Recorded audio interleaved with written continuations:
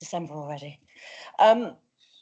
So start the agenda. Have we got any apologies? I think we're all here, aren't we? Except for Ed, but he is here. So there's no apologies, is there? We've got everybody here today. So we're going to go on to the minutes. Has anybody got anything to say about the minutes, or can I sign it? Can we show by affirmation, please?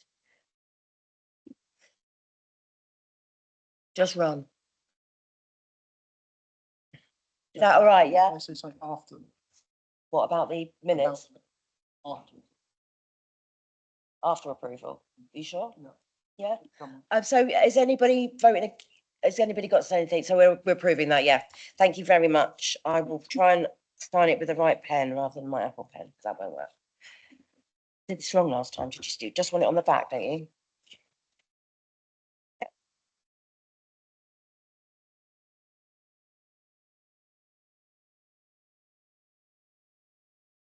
I think I know this by now.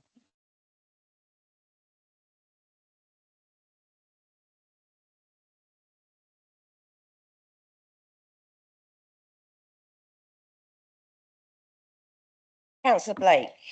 Just very quickly, Chair. I mean, the last meeting we came up with a list of recommendations, quite a long list of recommendations. Just want to make sure the process is for making sure those recommendations are seen to, and some clarity and transparency for our members of the public who are affected by that. They'll want to see some outcomes for that. I just wanted that process, please. Just for the record, actually, while you're talking about that, I thought bring in Natasha Dix about that. But I just there was one on there that was to Southern Water to arrange a tour for the Ride Flood Group. That's actually happened already, so that one could be ticked off. So Natasha Dix. Did you want to go through the recommendations one by one, and I'll let you know what we're doing? Okay, so we've done the Southern Water one, so that's been done. That was done end of last week. The flood group to be reinstated. I'm dealing with that. That's happening January, so that one's been dealt with. Education videos for Minor Rose. That's more to do with Michelle, isn't it? So we'll do that. Right to DEFRA about the grants. The first of the PFR grants. Yes, that was raised in the parliamentary inquiry, and is also a letter that we're going to write to them to ensure that everyone understands the difficulties with the criteria that was set out in the PFR grants post flooding. Did they say anything at Parliament about it, or were they just listening? Did they realise how hard it had been? The MPs who were present within the EFRA committee were very, very aware of the difficulties for residents in both landslide, coastal erosion and flood situations when it comes to the grants and financial assistance available in that period of community response and recovery, and we'll be making recommendations for policy change. That is really good news. So, but we will still follow it up with DEFRA, won't we? Okay, so the surface water review, including the catchment area, that's obviously a big piece of work. I'm going to be like Alan Sugar in a minute. Thank you, Chair. Yes. You may carry on after that bit of music. Thank you, Chair. Yes, there is surface water work done and being looked at in the catchment of Monkton Mead, both by our surface water and flood risk officer. And we are continuing that conversation with the Environment Agency about the surface water around the exterior of the flood defence. Also, without bringing the person's name, it's the gentleman that's in your team that deals with the water and the mapping. He also, I want to give him credit because he met with some of my residents and they started looking at things that they were interested in, which will obviously help with that review. Okay, so the conversation with flood RE insurance. So that also formed part of that wider conversation that we had at the EFRA committee at Parliament about the sufficiency of the flood RE insurance, but also the possibilities of that being expanded out to assist people who live in landslide areas and coastal areas to ensure that there is appropriate insurance available when any community is affected by those types of losses. And we will continue that conversation with flood RE via those channels. I'll just go on to the next ones, but I just want to thank you for actually bringing these things up at Parliament, because that's really great, considering we've only just had that meeting and you managed to get all of that in as well. So I really thank you for that, and well done actually on that. You came across really well. Review on the drain cleaning frequency. That'll be me, Shell, so I'll pick up on that. The beach sediment review and the draining on the seafront, that would be yourself, wouldn't it? That is a piece of work that we are yet to commission, but it is something that is on our planned works for the next period. So we'll just keep that on the That's fine. watch Keep list that then. open and we'll let you know. Yeah, this is EA, but it's not your area actually, because you're obviously different, but it's the hydronic, the tidal review basically that the EA have said they're not going to do, but I would like them to do. Okay, so I will have a conversation with Nick, who can take that on to the other department that looks after the flood assets. And there was a concern raised about the effect of the tidal range on the flood drainage in the Monkton Mead area, and could that be investigated? The protocol from the flood board at Simeon Rec to be sent to me, but that hasn't happened. So can we have that go back to John O'Flynn? Yes, so that is another one back to John. So it's the protocol basically he was going to send to me, but obviously, you know, if you get busy and stuff, but I do need that. That would be great. And so a lot's been done actually. So thank you very much for that. So it's just a few bits on the watch list and then a bit more feedback for some other stuff. Thank you very much. Are you happy with that? Yeah, it's doing quite good work actually since the last. Yeah. Thank you very much. Now you may have the minutes back again. Councillor Stewart, would you like to say something about the minutes? One of the flooding, or one of the concerns for flooding, was the basically water retention schemes, ecological water retention schemes in upstream environments. Some were mentioned. I'm not sure whether there was any recommendations coming out of that as to whether further work was being done to try and improve that even further, because there was some small mention of a nature reserve, which obviously will help retain water. I was just wondering whether there was any other information or recommendations on improving that from the small amount that is already there. So within the catchment area, Specifically that will within be the catchment I area. think that will be looked at.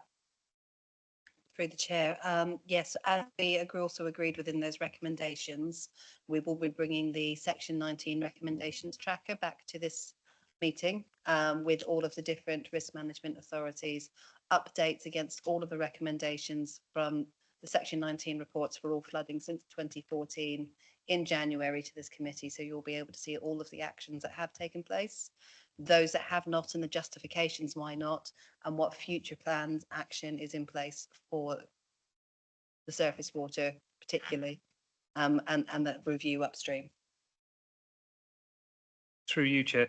Sorry, and I apologise for not having the Section 19 report in front of me, but does that actually specifically refer, because I know you made quite a lot of mention of it, does that specifically refer to upstream water retention schemes? It refers to looking at the catchment up above East Hill Road, West Hill Road, and further uphill to look at what retention schemes are in place. And the gentleman who was here that evening from our LLFA team also mentioned some other work that is taking place with the Hampshire and White Wildlife Trust further upstream in terms of those nature-based solutions to reduce surface water flooding coming down into the catchment. So all of those things will come as part of that documentation pack in January to you. Thank you. Thank you, Chair. I think what would be more helpful if I'd been more specific is, in my understanding, it's going to be a holistic view of it, of that catchment area and how we stop that downstream. And yeah. Okay, so we don't normally talk about the minutes in such detail, but if you've got something, Councillor Fuller, that adds to the conversation. As we're asking kind of questions at the moment, I was wondering whether, and I know this is something that we could ask for the work within the work plan, but one of the observations that I've made as the council's representative on the SRFCC meeting is that DEFRA are now looking at funding construction schemes for coastal protection in the future, and they've put a lot of construction schemes on hold because they haven't got the funding to be able to do things in the short term. I was just wondering what are your team actually doing to address this, and could we have an update at a future meeting, please, Tash? Because I think we need to also look at Shankland. It's not to do with need the to minute, so can we Yablins do that? Can we and add that the to, embankment. I'm really sorry, can we add that to the members' questions at the end? Because that's not to do with the minutes. I just thought Yeah, that, yeah. Cash, I've made a note of that, so can we address that And we'll afterwards? do a written response for the next meeting. 'Cause Yeah, it's quite because an in-depth you're supposed to subject. write in the questions, yeah. Okay, that's great. Thank you very much. Thank you for that. So declarations of interest. Councillor Blake. Chair, I'll just point out obviously that what we're talking about is the Ventnor Coastal Defence Works, and obviously I'm the ward member for that area, so I'd like to put that on the record there. Yeah, I did. Declaration. I did. Has anybody else got any declarations of interest? No, it's just Councillor Blake then. Thank you. So we're over to public questions. We've only got one today. And hello, did you want to read out your question, or did you want us to do that? Okay. Okay, so Councillor Blake is going to take the question because you wrote it to Councillor Blake rather than the chair, so that's okay. Councillor Blake, over to you.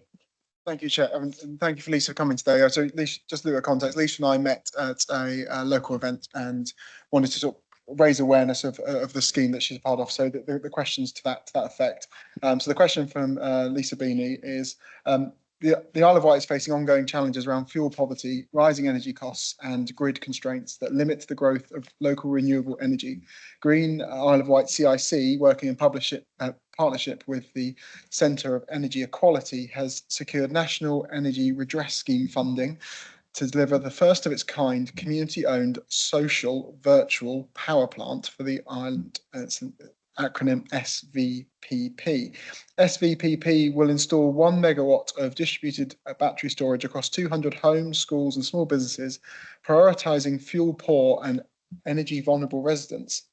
These batteries will reduce bills, enhance local energy resilience, support renewable integration and generate community benefit through participation in flexibility markets. Many households will receive systems free or significantly reduced cost, ensuring fairness and inclusion. Given the scale of this opportunity to reduce carbon emissions, improve household resilience and keep financial value within the island community, the question is, will the council publicly support the SVPP project and the work of Green Isle of Wight CIC to help maximise its reach, particularly by assisting with community engagement, signposting suitable households and exploring potentially council-owned sites that may benefit from participation.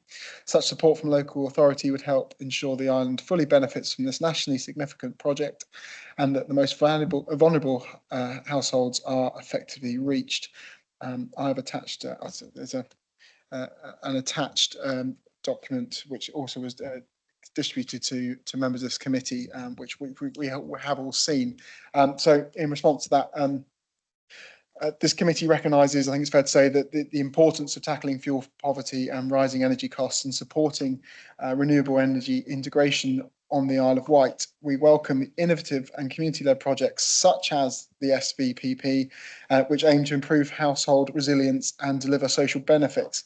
While the council cannot endorse or direct residents exclusively to a single provider, we are committed to ensuring residents have access to clear, impartial information about energy saving opportunities. We will share general information about the SVPP initiative alongside other relevant schemes through our communication channels, encourage residents to make informed choices by signposting to trusted advice services such as the Energy Saving Trust and local energy support organisations, and explore whether council-owned sites could participate in projects that align with our climate and environment strategy, subject to appropriate due diligence and compliance with procurement and consumer protection standards. Participation in a scheme is voluntary and residents are advised to consider all options for making decisions. The council will continue to work collaboratively with community organisations and promote energy efficiency and resilience across the island. And also there was a invitation for council members to attend an event on the 14th of January. And if you could send some details of that over to us, Lisa, we'd be very much pleased to circulate that with committee members and indeed all members. But just a quick word from me, the scheme that Sarah's put forward is a very interesting proposal, and I think we should look at it as individuals and also as a council. So thank you very much for raising that question, Lisa. Do you have a supplementary at all, or any other thing you'd like to say? Can you, sorry, Lisa, can you? Press the right hand side. It should come up red. Light should come on, unless they haven't put it on. It's on. Yeah. Is that red light? Ah.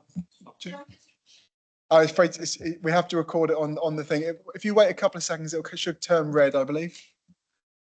Is that working, Simon?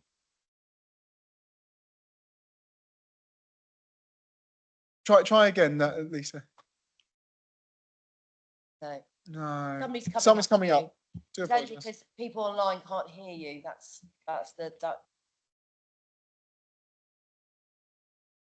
just for people online. We're just waiting for the gallery's microphone to work, so you can put the question, the supplementary question. Thank you. Brilliant, thank you. Yeah, really, it was just a little bit more detail about the project. That so far our financial modelling shows that each participating household could see a reduction in their energy bill of about £400 a year. So that's not just a one-off, that's every single year. So it has the potential to make a huge difference to people, to their lives and the way they heat their homes. If the initial trial of the first 200 is successful, we would look at expanding that scheme, and it will be open to everybody. The idea is that it will be a community-owned project. Have you got any other question? No, that was. Thank you very much for Thank you. coming. I really appreciate it, and I will try and make sure that I could get there on the 14th. Sorry to steal your thunder there. You can just carry on there. Thank you very much, Lisa. And yeah.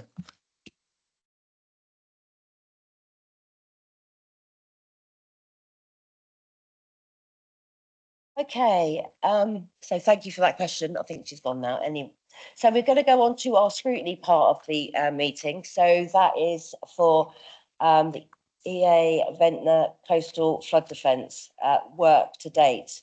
So that's pages 11 to 92. That's quite a lot. And I believe Nick and Emily are here from the Environment Agency. So I appreciate you coming. So I extend a welcome and thanks for doing that. Do you want to do this bit first? Yes, thank you, Chair. Do you need to share it I've got online some so people slides can see it online? Yeah, if you want me to, I can Yeah, share the screen. I think so. Yeah, that's right. Oh, he's already on there. Thank you very much, Nick. Over to you. Lovely. Thank you, Chair, and good evening, everybody. Thank you for inviting us. Appreciate you fitting us in on what I imagine is a very busy agenda and forward looks as well. My name's Nick Gray. I'm the project sponsor from the Environment Agency for the Ventnor Coastal Defence Scheme, and let you introduce yourself. And I'm Emily Gordon, the project lead for the Coastal Defence Scheme, having been working on the project for the past 5 years.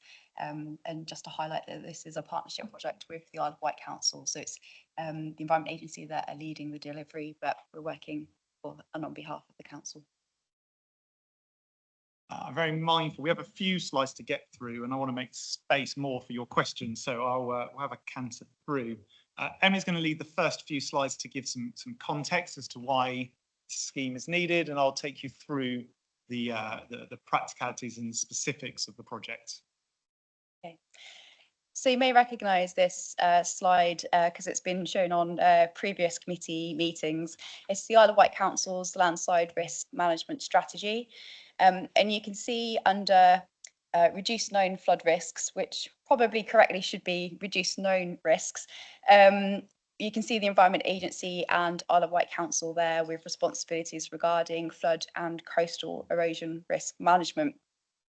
And coastal erosion is the largest and main trigger for landslides in the Undercliff area. So as I mentioned, the Environment Agency and Isle of Wight Council are working in partnership to deliver what is one of the largest coastal erosion projects in the country. And it is a national priority project for the Environment Agency. And the reason for this is because, unlike typically elsewhere on the coast, the impacts of coastal erosion is much more far-reaching because Ventnor is the largest urbanised landslide system in northwestern Europe.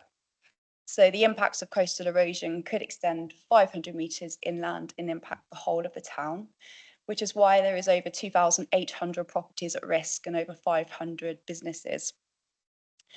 Ventnor is absolutely dependent upon its coastal defences. Without them, the town would not exist.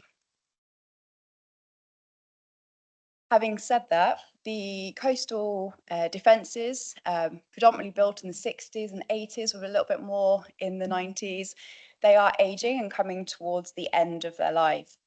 In 2022, we did see collapse at Eastern Esplanade, which resulted in just under £5 million of emergency works. And not only are these defences coming to the end of their life, but we will also see in the future the impacts of climate change, sea level rise, greater wave energy. So these defences over time will become less effective. So they do need to be refurbished and they need to be improved.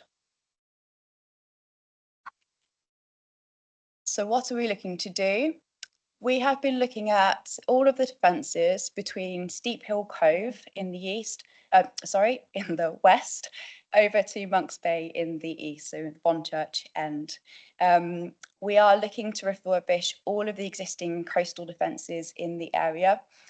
The shoreline management plan, the policy here is to hold the line, which basically means that we defend. And this artist illustration is an example of what we expect the new coastal defences will look like. To a large extent, we'll be refurbishing the existing seawall and promenade, but what we'll be changing is the forward front of that defence, the tow protection. So at the moment, there's a mixture of different tetrapods, which you can see in the image. There's also concrete stepped revetments. But given the landside complex and also the challenges of buildability, making sure that we can keep our construction team safe, we are looking to replace that forward section of the defence with rock armour. And rock armour has been prevalently used in the Undercliff, both in Castle Haven, Ventnor Haven, and Wheelers Bay as well. So it's nothing new. But it does offer the best solution for the landside complex because of its ability to be flexible should there be movement within the landslide area.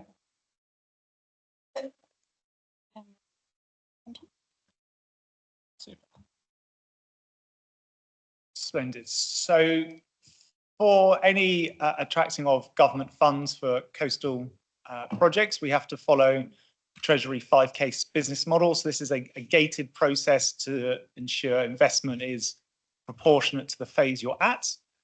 We have just submitted what's known as our outline business case through to DEFRA Investment Committee and now on to Treasury.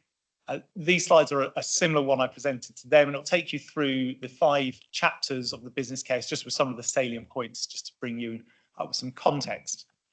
You can see the first and probably most important slide point is the benefit cost ratio. This is in our new funding rules going to drive a lot of the prioritisation for funding. 5.4 to 1, this is a very good benefit cost ratio. It gives us confidence that Ventnor remains a very important project throughout the new funding rules you might have heard about. The cost ranges go from around 179 million up to that 297. That variation is we don't have a tendered price from a construction company at the moment because we're not at that stage. So we use different risk bandings. So the probability of any risk occurring gives us those sort of tops and bottoms of the price range. Either way, it's a very significant project, one of the larger ones that the Environment Agency is delivering full stop. And that brings with it an awful lot of internal scrutiny, and that's why we welcome the scrutiny from yourselves. I mentioned the rules are changing to how we fund projects, and that's a positive message for Ventnor. We are moving from 81% funded from government to at least 90%. The rules have yet to be locked in properly, and the clarity hasn't been decided as to whether actually we have a full 100% funding. Even at 90%, that's a significant improvement to us, and that goes alongside contributions which have all but been secured. We're in the process of dotting the I's and crossing the T's with Southern Water, and £2 million of contribution to this stage of a project is relatively unheard of. So it's a really positive step and a commitment from others to the ongoing viability of this project. This slide shows us the timeline that we've been operating on. The strategic outline case, that first gated review, was in January 2022, which was approved. That's allowed us to undertake those activities in the first green box. The outline business case is what's just gone through. DEFRA Investment Committee is our department. That has had Secretary of State approval about 2 weeks ago. It's now with Treasury for their final sign-off.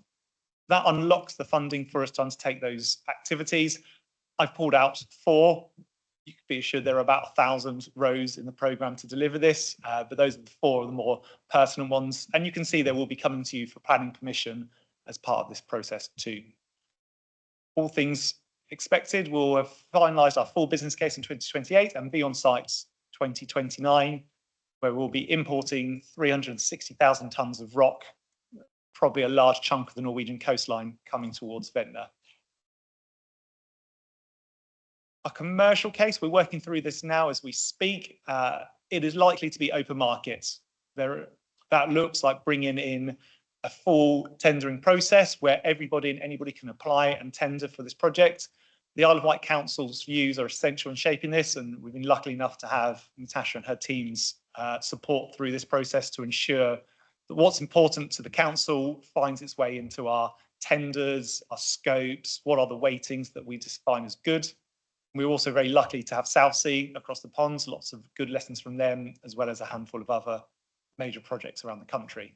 And once we have more clarity on that commercial case, we'll be sure to provide updates to the committee as well. Financial case, so the request to deliver that outline business case to full business case, all of those designs, planning, etc. We've requested £18 million from Treasury to deliver that phase. You can see from the pie chart, over half of that is risk optimism bias. That's following our internal best practice that says, with the will in the world, it's hard to define a project this large with all of the things that might happen. So we've introduced a large amount of risk. My expectation is we won't spend that full amount of money, but it gives us that breathing room should we need to. The pie chart on the right shows the whole life costs. Again, you can see most of that is made up of risk and uncertainty because that's appropriate for this stage. The grey chart pie segment that's pulled out, that shows the pie chart on the left. And reassuringly, this is following Treasury best practice and what percentages of whole life cost should be spent at the different stages. So the numbers seem large. Actually, we're bang on with Treasury best practice for where we should be. In terms of our internal scrutiny and processes, we have a very clear and strict process for escalation. We have tolerances for each stage to introduce a level of agility for our project team to operate within to drive programme. We're very cognizant of the urgency of this scheme, but we do have escalation that goes up through to myself and Natasha at the top levels. We're very grateful for the steering group, which has recently formed. That brings in some of the key infrastructure providers on the island. That gives us space for more strategic conversations away from project delivery that allows us to unlock issues before they occur. The picture on the top right that you won't see is a dashboard that's produced each month that our project exec produces for the team and Natasha and myself. It gives us an ability to see a project on a page. One of the main reasons I put that on is it's because it's nearly all green and it looks really good. So if it was red, it wouldn't be on. It's never been red. This slide, just to show you, and you won't see the detail on this, it hasn't formatted well enough, but that's the team that is working on this. This is not a small project. This is a significant investment from the Environment Agency and your officers as well to deliver a significant major capital project. The breadth and experience that we can bring across our organisation is varied, and it allows us to bring in those experts when we need them. Finally, the last slide, due to the scale of investments, we have to follow Treasury's accounting officer test. This is 5 cases that is sense checked through the Secretary of State and then on to Treasury. It is either a pass or a fail. We have passed all 5 of these tests as part of our outline business case, which is very positive. That gives me good confidence that it will be a matter of time, not if, when we have the final sign off from Treasury. Last slide, sorry, I lied. And we've also welcomed international visitors to the islands to come and learn and witness what we're doing across the 3 projects. So Ventnor, Shanklin and Yaveland. We had officers from the council there. We welcomed some councillors as well. Very grateful for your time. I just think it's a lovely narrative that this, when we talk about this project being large and a major project, it's internationally catching attention as well. This is not a small thing happening on the Isle of Wight. This is a national, international project. And that is my last slide. Thank you, Chair. Would you like slides up or down? Sorry. I don't mind just leaving there for a minute. Yeah. Thank you, Nick. That was great. And Emily, thank you. Anybody want to take questions first? Any questions from anybody? Councillor Churchman. Yes, I've walked this whole route with Tash, and what in fact you can't see from these photographs is the fact that the walkway is, I think you will agree, Tash, is actually disintegrating. Concrete slabs are widening, the cracks are widening. So it isn't just sea defences. We could lose the whole of that walkway through. And as far as I'm certain, this is a very, very important coastal path from that tourist angle. So I would like to reiterate that fact about the walkway itself is in parts collapsing. Thank you, Chair.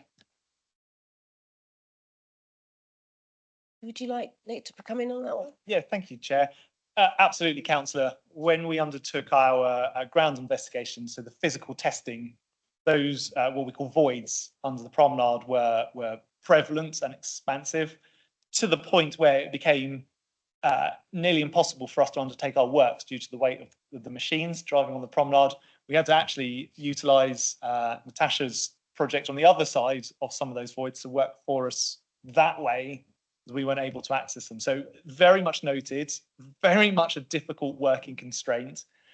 To lead into your point around it being used as a footpath, absolutely. And as we begin this design stage, what that promenade looks like, how wide, the type of finish, how the other spaces in the promenade are used, gladly take anybody and all councillors and communities' views on that. It's one of the main stages we undertake. I'm just checking. Did you want to come in? I think I would just like to point out we've Vanessa. already lost the steps from Reelstone Gardens onto the beach at Shanklin. And of course, we've also lost some years ago the steps from Luckham Chine down onto the beach. We really don't need to lose anything else. Thank you.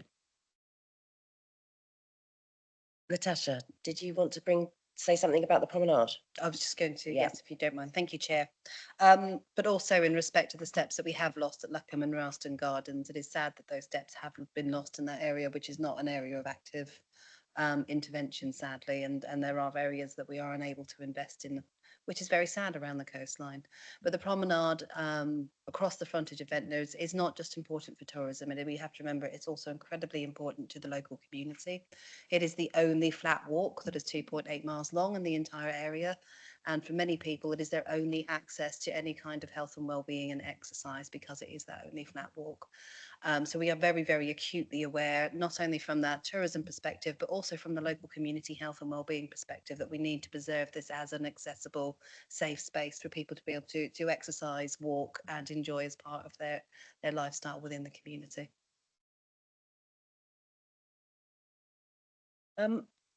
You're okay, nothing else to add to that. Councillor Fuller, thank you. Thank you. I'd like to say a huge thank you to Emily and Nick for their hard work on this. I think it goes without saying really how close to the wire we were on this and how You know, we talk about the footpath and protection of the promenade and everything, but if you think about it, this scheme helps to hold up the rest of Ventnor.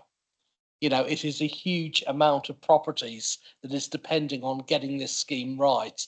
And it's only through the work and the efforts of Natasha, Emily and yourself, Nick, that this was all brought together as quickly as it possibly was.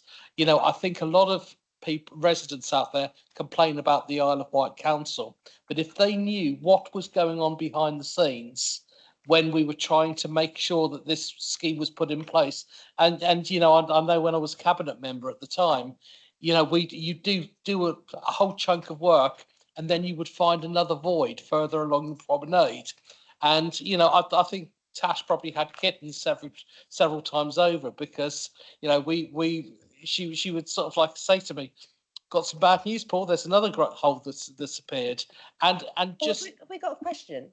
just keep on. No, what I wanted to do, Chair, was I wanted to thank the officers because this is a very, very important scheme, Yeah. and I don't think people realise how important it is. No, I Yeah. haven't got a question, but I think it's worthwhile saying a big thank you Okay. to the officers involved because without them working as hard as they did, Okay. we might find ourselves in a Okay, totally so different Have we position. got another question from anybody?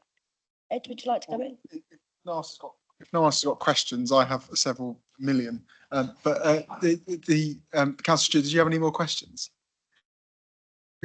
I'll let Councillor Stewart go with a couple of his, and then I'll bore. I'll keep mine shorter. Caring's caring. Yeah, I'll keep mine shorter. The first one is, I echo entirely what Councillor Fuller has said.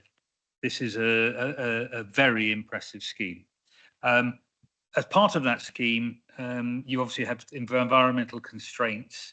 And I'm just wondering whether there's any setup at the moment, any sort of space at the moment for sort of ecosystem mediation. Obviously, part of this work will involve changes to the coastline, changes to the coast and damage to existing marine environments. You're looking obviously to measure that and to do mediation of that. Is it likely to be, and the question is this, likely to be mediation to bring in changes or improvements to ecosystems which already exist before you start on the later sections, which will have the consequences which you've outlined in the report? Yeah, we certainly do have some environmental constraints because not far off the shoreline is the special area of conservation. And so, you know, legally, we are not able to cause environmental damage to that space. And that has proved very problematic in being able to determine what type of defences we're going to put in. And therefore, it's really limited the number of options. So we are going for our minimal option, but it's quite likely that we will have to go to Secretary of State for an IROP because it could be unavoidable. However, we are going to be looking to stay out of this special area of conservation as much as possible. We are also looking at ways that we can do environmental enhancements. And because this project will be going through planning permission, we will be having to do biodiversity net gain. So we're exploring a wide range of options for being able to do that, both at the location and if that is not possible because of the designated habitat, where else we might be able to do something good for nature. Okay. We are also engaging with Natural England and MMO, so that's ongoing. Supplementary or some more questions? No, Yeah. I have I welcome that answer, and I'm very grateful for that. And it's useful to know that those things are being considered very carefully. The second question, which is somewhat directly away from this, is there has been some suggestions of a dewatering scheme to try and help alleviate some of the issues that we face, whatever we do anyway. Have any of those sort of schemes or possibilities come within the realm of this particular protection approach? Yes, as we started this project, we did include the possibility of dewatering, so groundwater management. It was in our long list of options. And we did undertake some trials back in 2023 over at Western Cliffs to better gather some evidence to understand whether this would potentially be viable. What we found was that it was very likely to be very costly, difficult to do. And we also didn't get proof of concept, although proof of concept would have come with further trials. But what evidence we did gather informed us that dewatering in conjunction with doing rigid defences was not the most appropriate solution for this area, because Ventnor does move and would continue to move even if we had designed and built the scheme that we were originally thinking about doing. There would still have been movement, and therefore we would still have required flexible defences.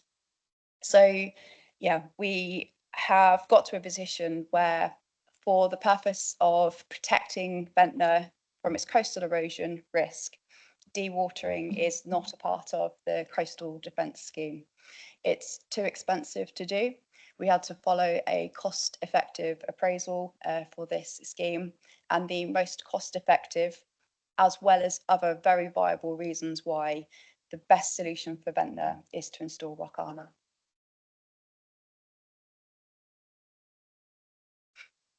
I'll let you. It sounds like you really need to chill out. Thank you, Chair. Okay, so on the dewatering, I want to pick up on that point specifically. So what you endeavoured on was effectively like cell by cell surface water management, very much geomorphological rather than geological. And that is why it came out with a ridiculous price tag of somewhere in the 300 million, if I'm correct, which was, you know, obviously not going to fit into the costing model. What hasn't been explored for instance, we've got the full scheme here, is so over the decades that a majority of the boreholes have been drilled into unconsolidated displaced formations along the undercliff. They have not gone into the solid geology deep down.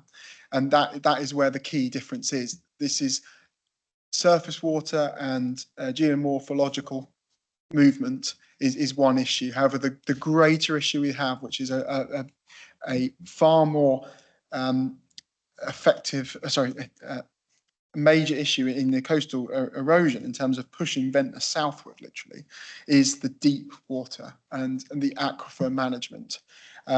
That can be twinned in with surface water. To that end, I mean, there's been a fixation on the boreholes that have also been like to cord, which is that makes them really costly, not as efficient as possible. And I say they haven't been able to go deep enough. So, you know, where there's preferential given to cord, but say recent advances in wireline logging tools render this a costly technique of borehole construction that's largely superfluous. Would you be up for listening to a scheme that would dewater behind the system? And in terms of, I know you've said it's outside the realms of possibility in terms of the scope, but however, the scope needs to be the whole event and the whole of the undercliff in terms of the water that is locked in the aquifers behind the relic landslip system that is pushing that relic landslip system southward needs to be looked at. Otherwise, you know, you're dealing with the end of the story only and not the beginning. And I say a full costed method has been put together for less than 5 million quid that would achieve that across the whole undercliff through a series of 24 boreholes that would also give the ability to take water out to use as a valuable commodity to pay for the scheme as well as things. So is that something you're able to say commit to a meeting on, to be a briefing, to be able to look at that and potentially bring it under the scheme, because 5 million quid on the 300 is effectively a rounding error? Those are really excellent points, and this has been an ongoing journey for us from our first business case through to this one. The process that we have to follow, which is dictated by Treasury and DEFRA, leads us on a journey to say we have to choose the most effective solution from a suite of objectives. And one of those is time and the other is cost. And under those banners, the rock is by far the preferred option. It solves the single biggest risk to Ventnor, which is a catastrophic landslide through erosion. full stop there. But we're doing an awful lot of work with Natasha, and you would have seen that at the parliamentary inquiry around. This is one of a myriad of issues that faces the town of Ventnor, and everything you articulated, councillor, is true. Therefore, does Ventnor need additional projects to sustain its longevity? Yes, absolutely. Is the Environment Agency part of that story in supporting the council? Yes, absolutely. Does it make sense to add scope to a project that's had ministerial approval and we're now going as fast as we can to be on site? And you'll forgive me if I say 5 million might end up being a little bit more, not least by the time we put government hands on it. I don't think that's appropriate. I don't think at this stage of the project, adding in the scale of scope you're talking about is appropriate, because it will slow project. It will slow this down. Even if it is only 5 million, it will slow program, and that will delay us being on site. So I think the best answer is we continue to support the council in a separate project to remediate everything you've suggested. Can I ask you when the last coastal erosion caused landslip was invented then? Because I can't think of a single one. Bonchurch 2023 wasn't caused because of coastal erosion. However, previous landslides in that location at the landslip were activated because of coastal erosion. And certainly as you go around to the west, around Black Gangchine area, coastal erosion is the main trigger. Again, we're not looking at that. We're not looking at the military road. I mean, if we were looking at the military road, I think a lot more members on this committee would be a lot happier. But you know, I said in terms of within the scope, I mean, Nick, you say that the fundamental reason for putting rock in there is to stop coastal erosion caused landslips. I can't think of a single one. But They're all upper. They've all been in the upper geology. Yeah, there has been coastal defences though protecting Ventnor since the 1960s, and if not before that, I think the earliest ones from around the 1900s. So we could argue, but maybe they have been effective. So if I can, I'm anxious of the line of inquiry is going to take us to unpicking the case for change of a business case. And I'm not sure that's. I appreciate that. I mean, so this is. I think this is a key thing, is why this needs to be fleshed out in public, is why has aquifer management not been included, and instead a very complex kind of will show them kind of thing, and produced a £300 million case business case, which was ludicrous by all that looked at it. Entirely wasn't the aim that was suggested to be included in the scope. I said that's I mean, that's the reason why we're here, and I'm very conscious. You know, we've discussed things in informal meetings, things like that. But I said that for me really needs to be fleshed out for my residents, because the key thing here is water management.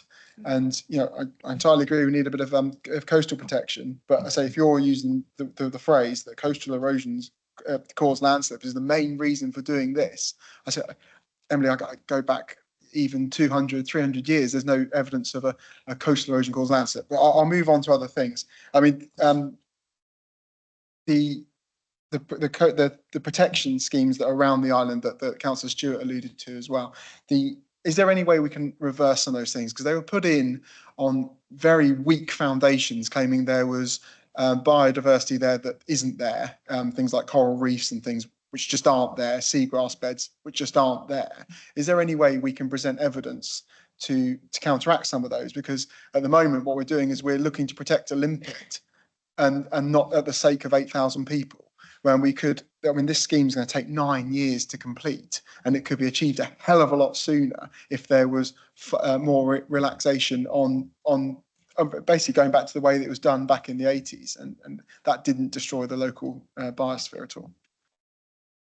Yeah, we have been undertaking a lot of surveys actually. A number of them were taken during the spring and summer of this year, and I think we've got more planned for next year as well. So going into even more detail to better understand, you know, what is underneath the waves, so within that designated habitat. So yeah, we'll continue to collect the evidence that Natural England are asking for, and putting forward, you know, the lowest environmental impacting scheme as we can. So just seem proficient, just because a lot of those scientific areas were put in based on a whim, and and they weren't challenged at the time because there wasn't evidence to challenge them, only anecdotal. But I think now with the survey equipment we got, we can conclusively prove that there isn't there what they were put on. So I say if we can look to that, I think it'd save us all time, effort, and money, because at the moment we're looking, I believe that the only place we can dump rock is potentially on the beach, which basically would render Ventnor Beach unusable for a 10-year period, which is that's a no-go. That's got surely, you know. If I can, I completely agree, Councillor. And the stage we're at now is to dive into that detail. The law is the law, and we will follow the law. But if there are good reasons that we can do have a more nuanced conversation with the regulating spaces, then that's absolutely something we look to do. And if I can, we look to bring you as part of that journey, Councillor. I'm just conscious of everyone else getting involved in this. Yeah, okay, yeah. Okay, so slightly different viewpoint, but there's obviously a lot of work that has to be done. So I'm interested about the upskilling of locals to do this work. Will you be bringing people? Obviously, you bring people across as well that are experienced at this. But I'm really interested about how we upskill our locals. Yeah, I'll make a start just because our contractor, Volker Steven, have in the past few months been talking to one of the colleges here on the island about the possibility for apprenticeships. And it's certainly something that, yeah, those sorts of opportunities, bringing work and upskilling here on the island is definitely something that we want to achieve. It's one of our kind of benefits, one of our benefit profiles that we have for this scheme. So we will be developing that with the Isle of Wight Council over the next coming few months. That's very exciting. I'm not young enough to do an apprenticeship, but if I was, I'd be interested. Oh, no, obviously. So things like the rock that you bring in, where do you bring that from? Obviously, I'm interested in like moving stuff and how far and Probably Norway. how far then? Yes, just a hop and skip. That's typical. A lot of it depends on the technical specification for the rock around it's kind of like meeting the British standards. Norwegian granite is the most common. You can get stuff from France, you can get some stuff from Devon and Cornwall, but as a statement at this stage, and of course this will be defined by our supply chain when we procure, but I would hazard a guess it would be Norwegian granite.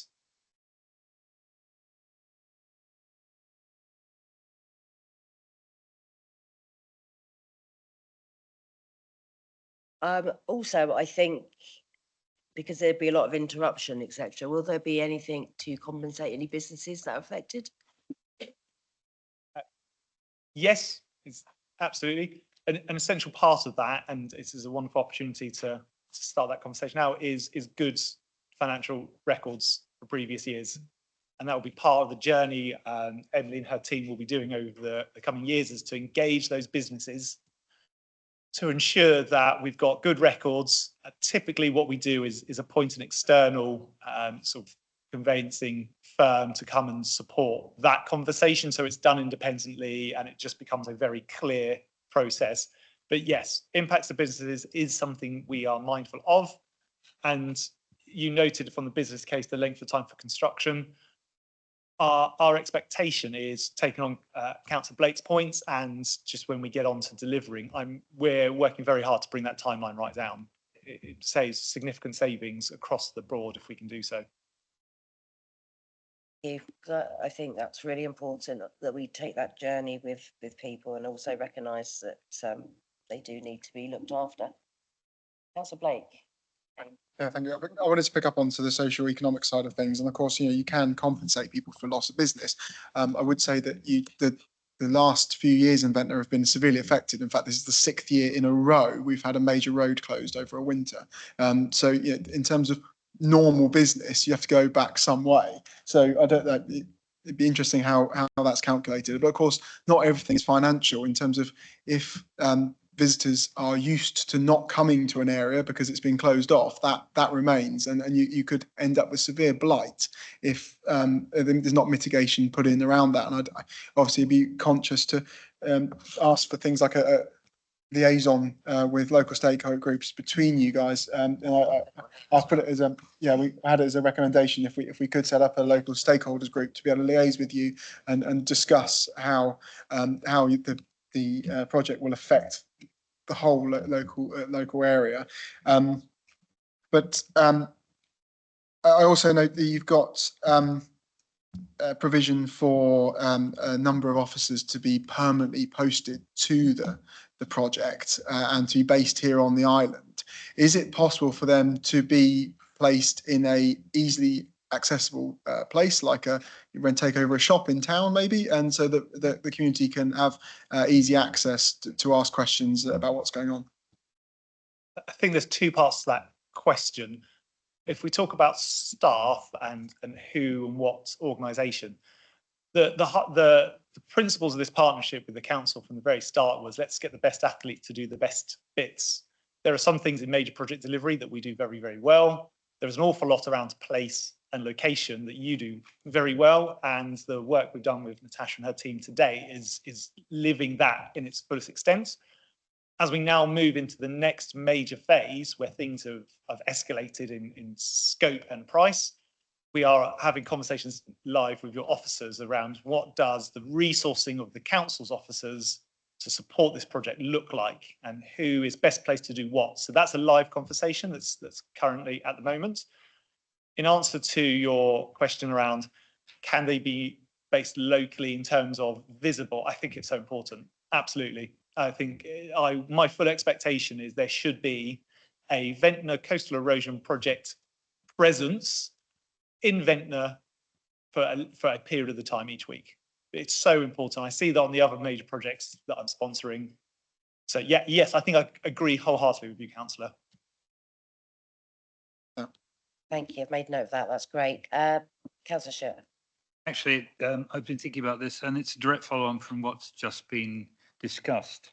One of the things is that you notice that very large infrastructure projects have a lot of interest from the general public.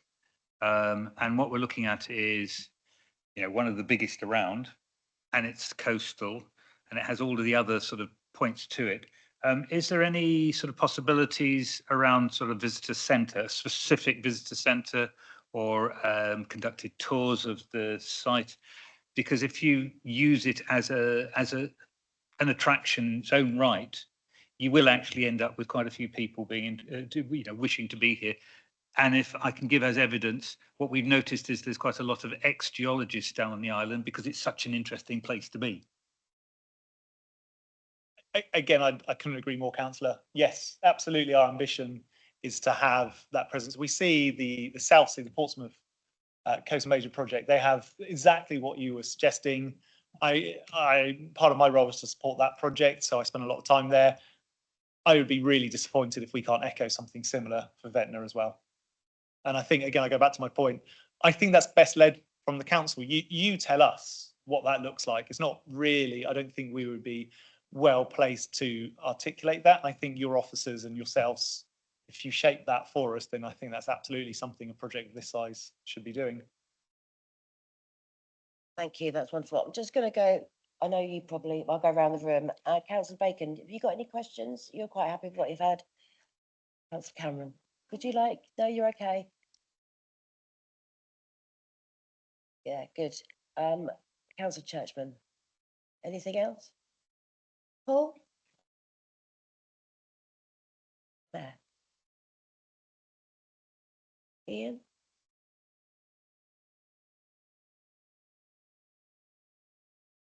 Yeah. And we're back to Councillor Blake. Thank you very much for coming in today, and I appreciate your staying around tomorrow as well for the Coastal Loss Forum, which, for those who aren't aware, is a brilliant meeting that Natasha set up just over 18 months ago now, and we meet quarterly, and it's a good place for anyone really to turn up and have an input into how the Isle of Wight Council deals with our stakeholders, and so appreciate your continued involvement in that. I just wanted to pick up again on sort of the some of the modelling in here, because I mean I know it goes back to what I was saying previously about dewatering, but that a lot of the models used in here are old now. I mean, the one on page, I can't see under the double writing, page 28, figure 2.2. That's now 15 years old and it is widely discredited. I think there's, if we're using that as a model going forward, I think we should exercise caution on that, because it's a very much a biased model based on geomorphological only, and doesn't suggest any deep-seated movement, which has been accepted by all parties involved that there is deep-seated movement. So just look into. I hate seeing that model personally. Who would like to take that in? Natasha? Sorry, just thank you, Chair. Just for clarity, those are always labelled as conceptual models because they are a simplified version demonstrating the different parts of the landslide complex and the upper geology. As you have set out, they don't set out what's happening below layer 2E and then down in the sand rock, but they are conceptual models that are useful to help non-technical people understand the complexities of the upper movements that sit within the landslide. But they are conceptual and are labelled as such. Means you're not a novice. Not that particular one, but other ones have been since that time, and they have used borehole data to confirm the geology within there. Thank you very much. Councillor Blake, I know you, obviously it's your area and you know it better than anybody. I know a bit. I Yeah, welcome are you happy with where we are in the conversation to go to recommendations? Yeah, I'm happy. I mean, I just want to thank again for the continued engagement that the Environment Agency have used. I will take this opportunity to point out that Southern Water haven't turned up today, despite the invite, which I'm hugely frustrated by, because they also have a huge part to play in this in terms of the things they are and aren't doing around the area. So and that will be reflected in the recommendations, but they're not going to get the chance to. It's just going to be in the recommendations now. And just to echo, now we're at the end, to Councillor Fuller, appreciation for all that you did now and back when Councillor Fuller was the cabinet member. So I do really appreciate you. So if you want to read out the recommendations, I've just added some things because just in case it wasn't covered in there, because residents noticed about that. But thank you, Chair. I mean, so in the recommendations, it's the full list of recommendations you can or can't. Well, they're recommendations, should we say? Last time some of them were chucked out. But anyway, so the recommendations are a meeting set up between the Environment Agency team and with oversight of constructing the business case and others to where they wish to invite to listen to a proposal on aquifer management, installation of a full sewage and surface water drainage system for a network for Bonchurch and East Ventnor, and that was obviously going to be aimed at Southern Water, but they aren't here. The EA staff assigned to work on the Ventnor project to be based on the island have a front desk that the community can liaise with the team through. Recommend they take on an empty shop in the town to facilitate this. no, I did. We can add like visits to that, etc. Because we just talked about that, didn't we? So just be specific. It can be other stuff as well. Yeah. Use of local labour force where possible and include skilled apprenticeship schemes, and also use local contractors and service as a preference if possible. Set up clear communication channel for local stakeholders to find out about the scheme and the effects upon them. Again, upskill local residents, apprenticeships, engagement with local business compensation and visible presence. So yeah, we've rounded up everything there. So thank you, Chair. Anybody else would like to add anything to that? Are you all? And Councillor Fuller, you know this quite well, obviously having started under your cabinet role. Is there anything that you think that we've missed that you'd like to see in the recommendations? I do have some concern about future funding for these projects. We know that DEFRA funding is, there is no certainty with any funding that comes from DEFRA for these schemes, and I think it's really important that we make sure that we keep our eye on the ball. We've actually built up quite a lot of bridges over the last few years with people like Martin Hurst, who are experts in the field of coastal protection. And I think we're in a really good position now, but I think we need to work with our partners. And you know, it's been really heartening that I've had councillors from all across the region saying Ventnor scheme, it's absolutely fantastic. And I think that we would be failing the wider community if we didn't support it. So we've got a lot of national support out there, and long may that continue. And I think we need to continue building that bridges, and that would only be possible with your guys' work and with Tash's work as well. So that was why it was so important for me to emphasise that importance at the beginning of the meeting. Thank you. That's a really good point, Paul. I knew that you would give me something good. So, can we just put that in a sentence? So collaboration. Yes. Councillor- I would say collaboration and partnership with other agencies and with other local authorities, because I think, you know, across the southeast, you know, when we had Martin coming to the island, he was absolutely blown away by the work that you were doing, and I felt so proud. I felt so proud of you, Emily, and Tash and Nick, for the work that you've done. You know, it was really, you know, some of the compliments that came out were fantastic, and you were there, Ed, as well, when we had the session on site. So, you know, it was really, really pleasing to get that.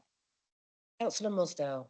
Thank you. I just want to make sure in the recommendations that we ensure that the town council are also involved. You know, we quite often miss a layer that will have negotiations with county level, but we actually forget, you know, the people who are unpaid volunteers who work for town councils who actually bring the town on board with them. So I really would like it's been very silent, the involvement with the town council today. I think we should ensure the recommendations that they are kept involved and included in this project, because they do have an important part to play, if that's okay. I add to that collaboration, partnership with other agencies, working with the local councillors to make sure everybody's included, to make sure that, yeah. All right, so you can bring that together with Tash maybe to make sure everybody's involved. Okay. Just building on something that Councillor Fuller mentioned, I mean, we've obviously already attracted international attention. We've had the Tokyo Metropolitan come to us, and they're very interested in what we're doing.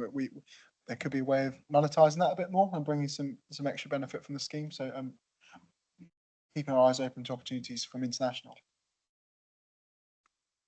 I think that could be under the collaboration part. You That's can it. make sure, and I think if it working with you, you can make sure that that happens as well. Okay, everybody quite happy with those? Councillor Stewart.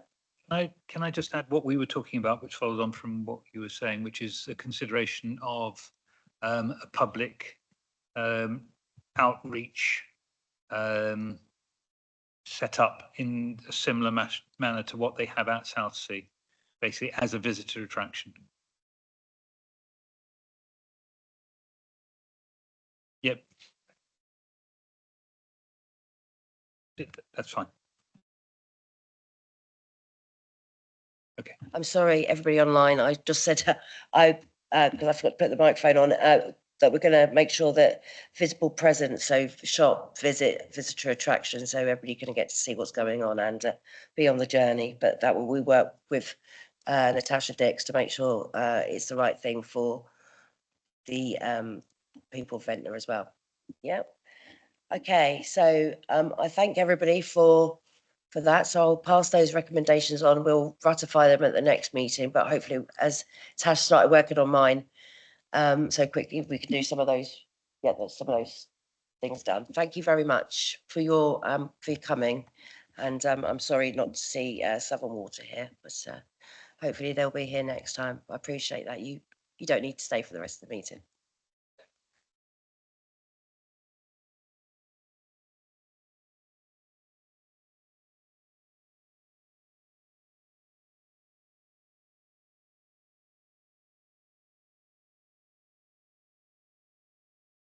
Okay, so we're going on to the decision part of our meeting now.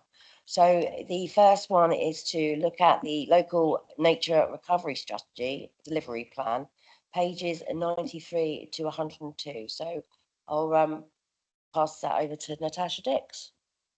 Thank you, Chair. By way of a short introduction, the Isle of Wight Local Nature Recovery Strategy represents a pivotal step in embedding nature recovery into the heart of our decision-making processes. As a statutory requirement under the Environment Act 2021, this strategy is not simply a compliance exercise. It is a blueprint for how we will safeguard and enhance the island's unique biodiversity whilst delivering wider environmental benefits for our communities. Our delivery plan sets out how we will transition from the strategy to action. It builds on exemplary work positioned in the Isle of Wight as one of the first authorities in the country to publish a fully approved LNRS. And this achievement reflects the strength of our partnerships and the depth of engagement across sectors, from landowners and farmers to schools and cultural organisations and local businesses.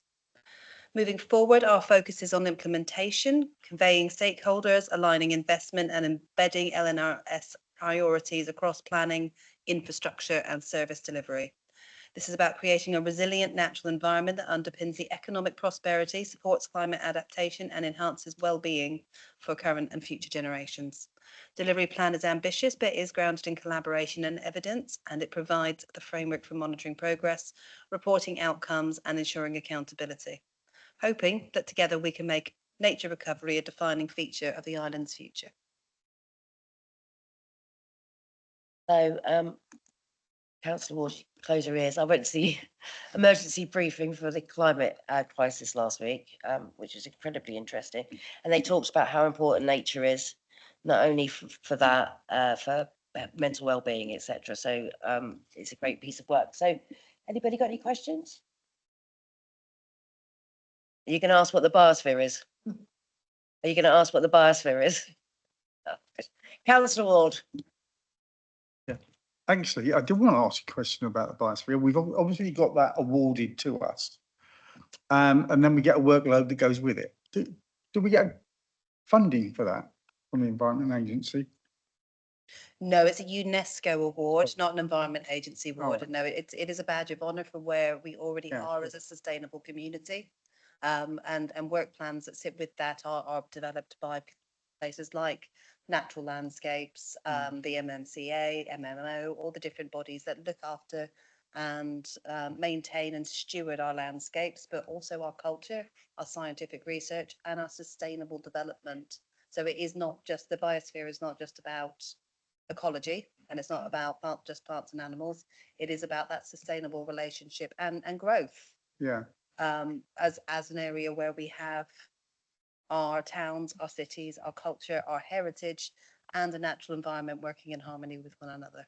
But I mean, you cover a wide spectrum there, and that really reinforces my concern. You have got to do all these things. You know, you give us something, and they say, "Here's the bill that goes with it." Like, do I really want this? We don't really have a bill that goes with it, though. Well, we've got lots of things to do. We embed it within our culture as a organisation. Yeah. But we do. You have the sustainability wheel that sits in all of your cabinet decision-making reports that looks at that wider sustainable development goal, which includes growing economies and sustainable towns and cities and sustainable transport, and looks at that holistically to ensure that everything that we do has that culturally built within the DNA of the authority as opposed to a cost-driven revenue activity. Okay. Thank you.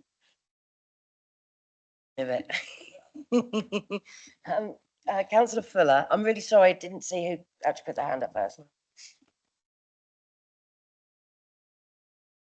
Thank you. Yeah, really good policy. And thank you for doing the report. My concern with all of this always is that how do we ensure that we get the balance right of what is naturally part of this island and what is naturally meant to be here, and ensuring that stuff isn't introduced that shouldn't be here. So we know that we have invasive stuff that needs to be controlled because actually the invasion of other species and plants can take away the natural parts of our plants. And how are we ensuring that we get that balance correct, that we're not having that invasive species come in? I have in my ward, as you know, we now have it classed as the reintroduction of beavers.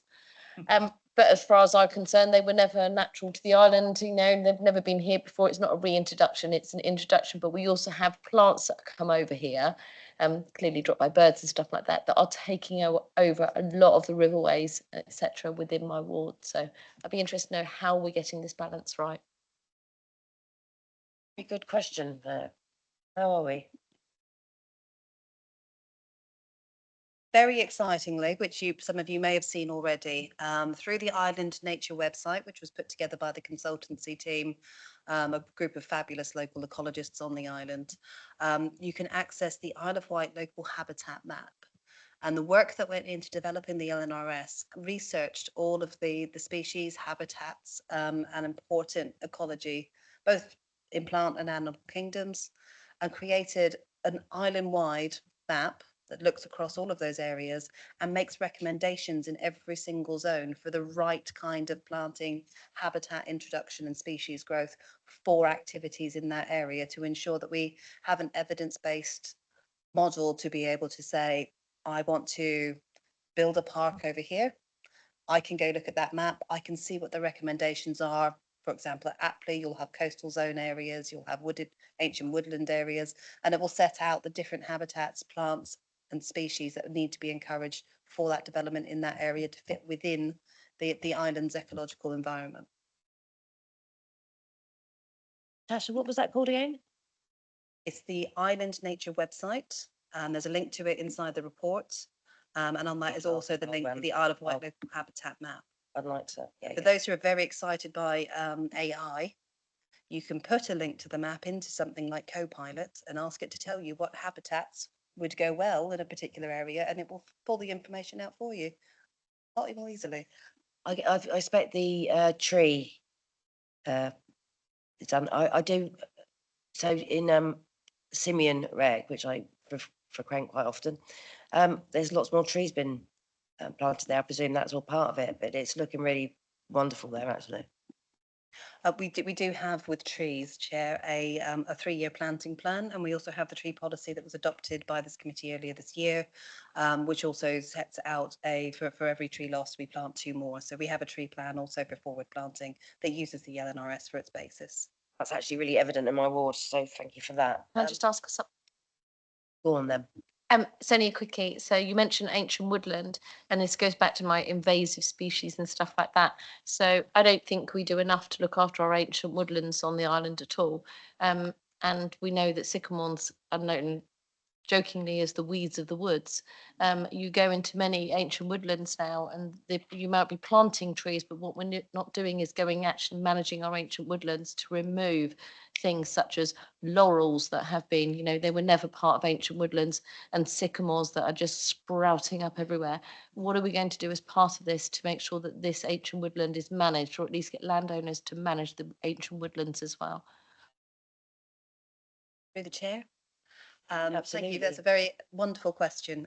We do, through the Isle of Wight Council's tree audit and tree officer, as well as the other tree protection officers, have a very close eye over the ancient woodlands. For the ancient woodland that sits within local authority ownership, we do work closely with voluntary groups to cut back the invasive species within them and make sure that those are reduced. We've done recent significant work around Apley, which I know I keep referring to, but it's because I keep spending money there, to make sure that we're preserving the ancient woodlands in those areas.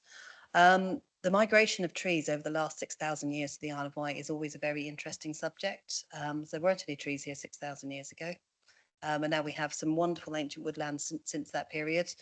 And we do encourage really strong work through the different tree networks on the island. And we have recently also been very supportive in the creation of a tree warden network on the island, where those tree wardens will also be reporting matters to our different parties to help us support them in looking after our woodlands and also help us in identifying problems within ours.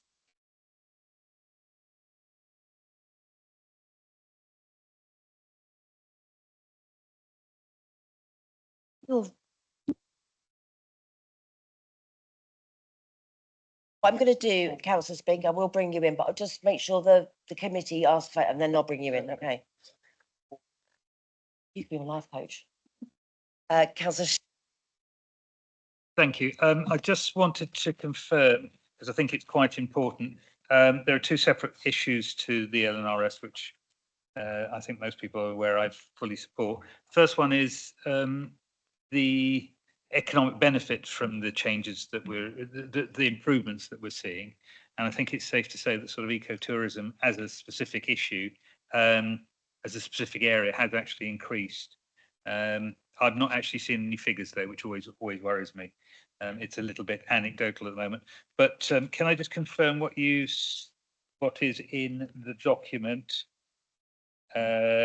which is a key line on. I had it a minute ago. Sorry. So here we go. Page 99. There are currently no direct financial or budget implications for the nature recovery, local nature recovery strategy work. That's still. I mean, you've put it in, so I'm guessing that is correct, is it not? That is correct, yes. There are Section 31 grants provided to the Isle of Wight Council from DEFRA. It's not a budget revenue pressure. Thank you. Got some excellent questions today. Councillor Fuller.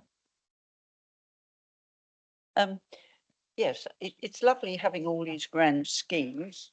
Is Councillor Fuller next? Sorry. Councillor Fuller. And then you, Vanessa. Thank you.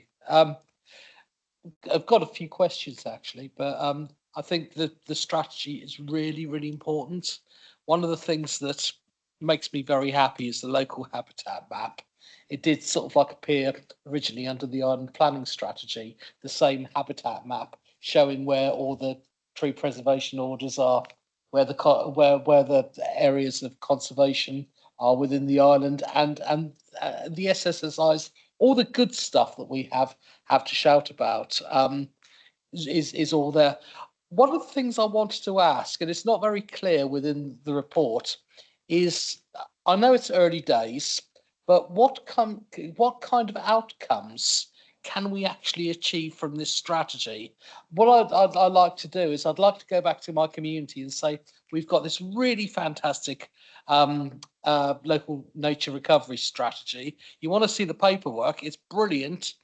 But it's basically a strategy. It tells you about the island and what wonderful things we've got. But what I really want to ask Tash is how can we change this brilliant strategy to getting some really good outcomes for our island and for our countryside. I know that Richard Grogan is applying for his application from DEFRA for grant funding for the national landscapes, but I want to see some really positive outcomes coming from this, because we as the councils put a lot of effort into this. And it's actually, you did talk about that, that you want to see outcomes. So that's a really valid question. Yeah, as I said in my very early introduction, this is a statutory requirement under the Environment Act 2021. So this is not just about compliance, but it is also about a blueprint for how we safeguard the future of the island. Early things that you will see, biodiversity next gain through planning applications. The areas of net gain will be expected to use the LNRS as part of that statutory duty to ensure that the net gain fits within the biodiversity mapping.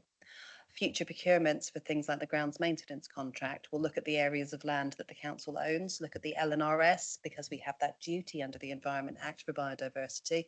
We will ensure that we are using the information so that our future grounds maintenance, our future parks maintenance, our future countryside maintenance complies with our obligations and complies with the work that's been done through the LNRS. Through the network that we will develop with other landowners and the stakeholders and the wider ecological groups on the island, this is available publicly. It will be there for all of the major landowners of the island to be able to enhance their landscapes. And as you said, the National Landscapes team, as they develop their net set of plans, are using this as their base document to help develop and ensure that the right habitats are enhanced in the right area. So it becomes a baseline and a foundation for all landowners, development, growth and change to link back to and give us and our island that really, really exciting wider environmental benefit through what is very kindly put into a compliance activity through the Environment Act.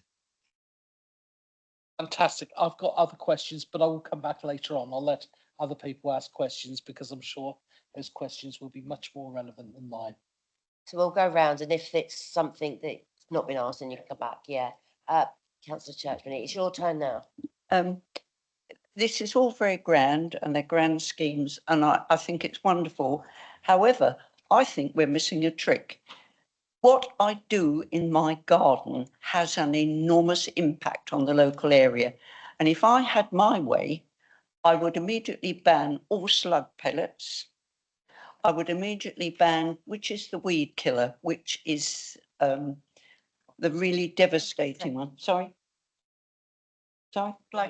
Yeah, I would ban that. In fact, I think I'm correct in saying that Europe were either going to or have already banned it because it's devastating.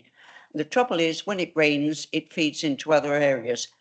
But the reason I go back to being local and fundamental, when I first came here nearly 30 years ago, I used to have missel thrushes in my garden. I haven't seen one now for 10 or 12 years. So what I'm saying is, why aren't we doing something to encourage every gardener on the island to cut out things like slug pellets, etc.? There are other alternatives. The world survived without them. And of course, another problem is the fact we feed our cows antibiotics. All that goes into the streams and the rivers. So we're almost defeating, on one side, you've got the good things that you're doing, which are brilliant, but on the other side, we've got the absolute opposite. And how can we tackle that? Thank you. I think Interesting. those are Have you very got good opinions questions. on that? So we had some feedback there on the microphones. They are very good questions, and some of those are questions that sit at a national level for a larger government decision on things like glyphosate and slug pellets. They are not something that are within the control of the Isle of Wight Council. We do hold the Environment Forum still, which is a bi-monthly forum that is open to any member of the public to come to. And through that, we have a lot of really exciting talks and lectures from people who do deal with permaculture, who are organic farmers, who are into farming restoration. And those interested parties come to those meetings and they learn about new ways of being. Some of it's about personal gardening, some of it's about agriculture, some of it's, we've had education sessions looking at how different hedgerows can be planted. So we do what we can within the remit of the local authority to ensure that we are enabling and encouraging. But we do, of course, need to balance that with our statutory duties that we need to deliver in what are very, very difficult, tight times at the moment. So we do encourage and enable wherever possible. Can we have a look at that as media, maybe to revisit getting that out and getting some more people involved in that? We just recently put a whole social media post out about the next Sorry, one. I must have missed it. We Thank you very do that every other month to remind people of the forum and how to join it. Very good. Yeah. I have to say.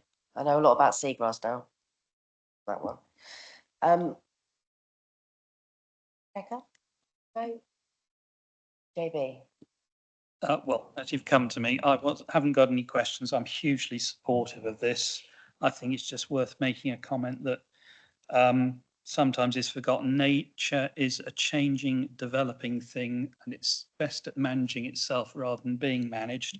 And what this policy is about is allowing that and allowing the balance that's needed in the world to have the best chance of existing. And there was a comment about the biosphere earlier, and I was chair of the AONB when all the work was done, or some of the work was done, because it went on for years to get that through. And what that biosphere status was about was not you've got to do something. It was actually about recognising the balance that we have on the island between, well, within nature. I don't want to say between man and nature because they're parts of the same thing. And it was a recognition of that balance.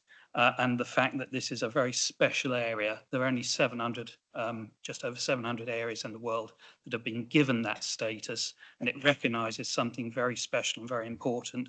And this strategy is about allowing that to continue and develop in its own way, not over controlling it, not under controlling it, but allowing nature to rule, which is good. Thank you, Councillor Bacon. Councillor Spink, would you like to ask a question? Thank you, Chair. I noticed in the report that there's reference to net zero in relation to the biosphere and also climate change. One of the unfortunate, in my opinion, views of the planning inspector was to effectively insist that we take out of the island planning strategy that housing has to be built in accordance with net zero. Firstly, my question is, what effect is that likely to have on our climate change targets? And secondly, is there anything we could do to contact and represent to the government that really making us take that out of our island planning strategy is a backward step and could result in challenge to our biosphere status? Thank you. Tasha, you happy to? I'm happy to partially answer, but there will be a full written answer as well. I'm very aware of that issue, as are many other local authorities across the country. And we have a network of other local authorities that our planning officers have had conversations with, who are challenging that in their local plans. And when we've had a good opportunity to finish viewing their representations, then we will take a view on that. Thank you. Thank you. I'll be interested in that as well. Thank you for asking that question. I'm going to go back to Councillor Fuller because I did say I'll go back and then you can come in, Ed, and then we'll wrap it up. Okay. Thank you. One of the big concerns that I've had, having been involved in environmental aspects of the council for the last 30 years, is the amount of algae matting we have across our salt marshes and in our coastal peripheries. And time again, I'm hearing from sort of like scientists, from experts, that how we use our land, how we farm our land, the pesticides that we put on our land, and the impact that that has on our waterways, and how that is affecting our not only natural environment, but also our sort of like coastal environment as well. Is there anything further that we can do? I know across the island we are promoting things like salt marshes, and we've got a lot of money from departments for the environment to invest in places like Werra and places like that. But is there more that we can do to actually protect our waterways, and by working with agencies like the Environment Agency and educating? You know, I know farmers now are very different from how they were 20 years ago. They see their land as being a resource for future generations. When I was talking to Ed, and in my role as chairman of CIFCA, talking to fishing communities about the importance of sustaining those communities for future generations, how important it is for us to protect the environment. And I think being a biosphere, it actually gives us maybe a step up in working in a much more positive way. Is there scope to do more of that? I know our farming community is fantastic on the island, as is Ed and the fishing community, but is there further that we can do? Is there more that we can do to support them? And is there money that we can tap into from the government to make sure that protecting the island's sustainability is something that we can utilise in the future? Because I think we you know, living on an island, you're so aware of when things go wrong. So that's something I'd like to ask Tash on how we can move forward. Thank you. I think the question was, how do we protect our waterways fundamentally? What more can we do? Yeah. Yeah.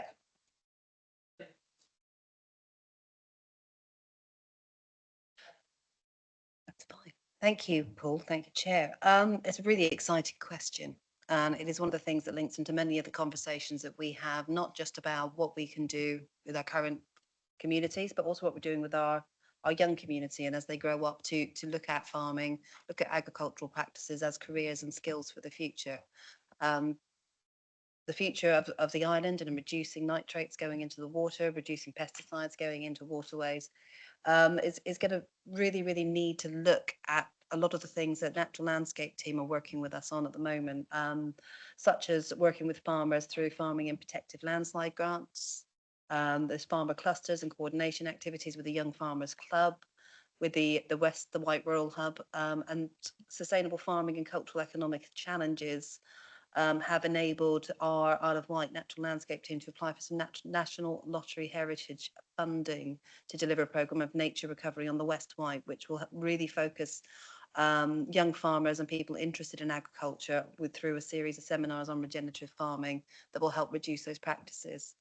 And in addition, the Council Skills Board will also be ensuring that we're developing those sorts of career pathways for future generations on the island, so that we're looking at the long-term sustainability of agricultural practices and how that affects the waterways.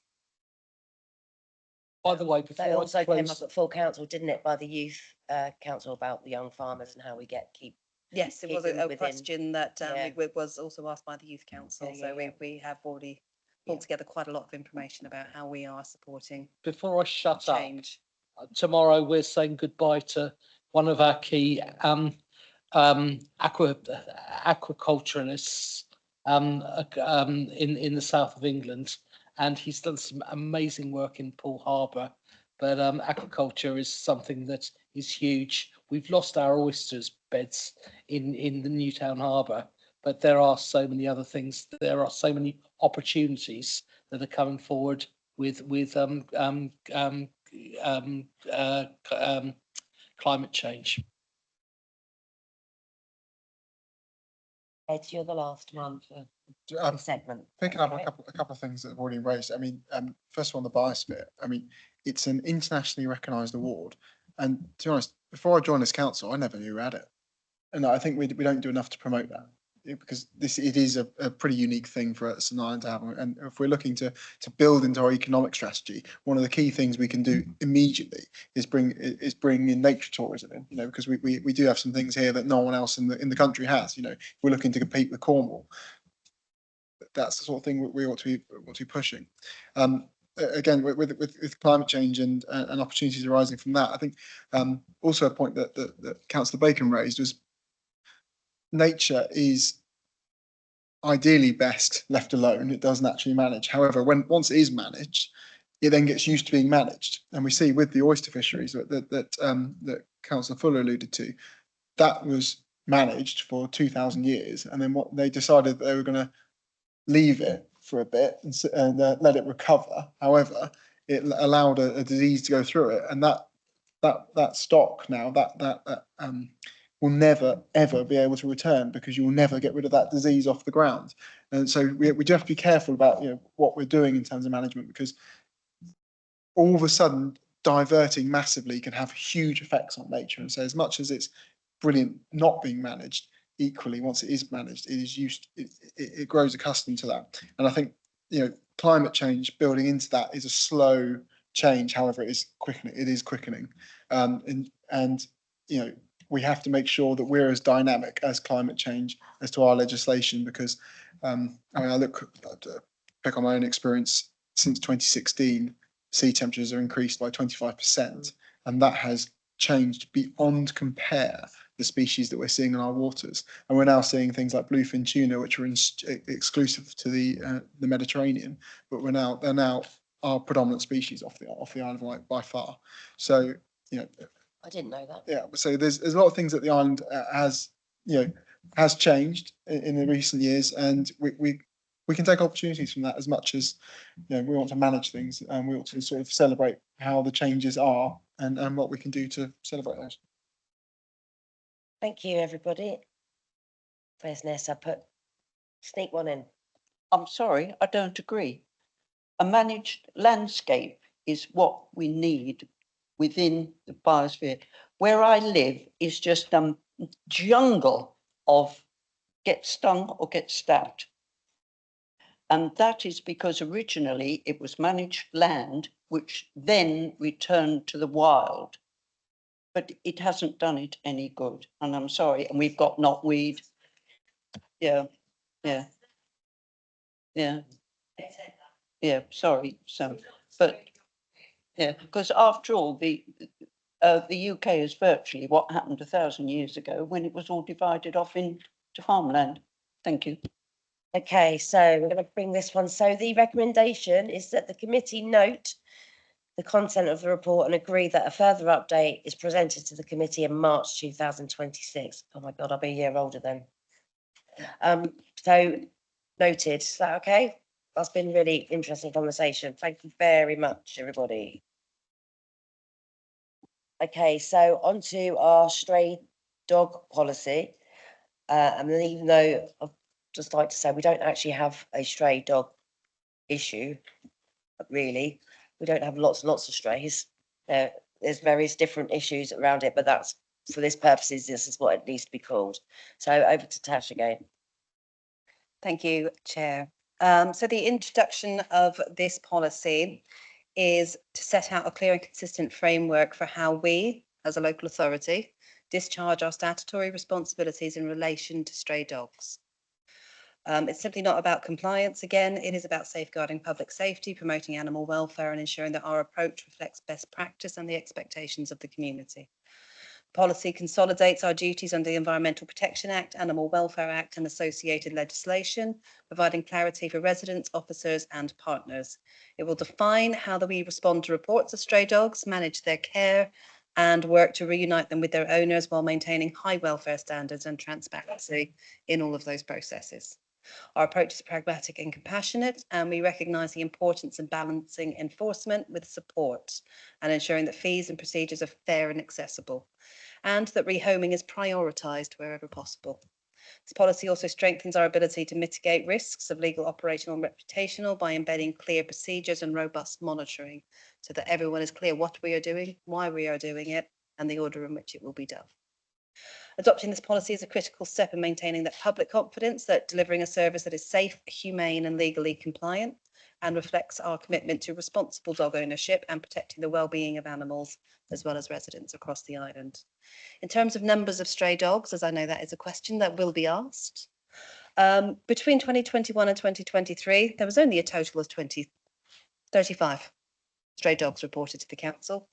However, one of the key things that we have noted recently, and we're not entirely sure the reason for it, but in the last 6 months, we've already had 10 stray dogs collected by our officers.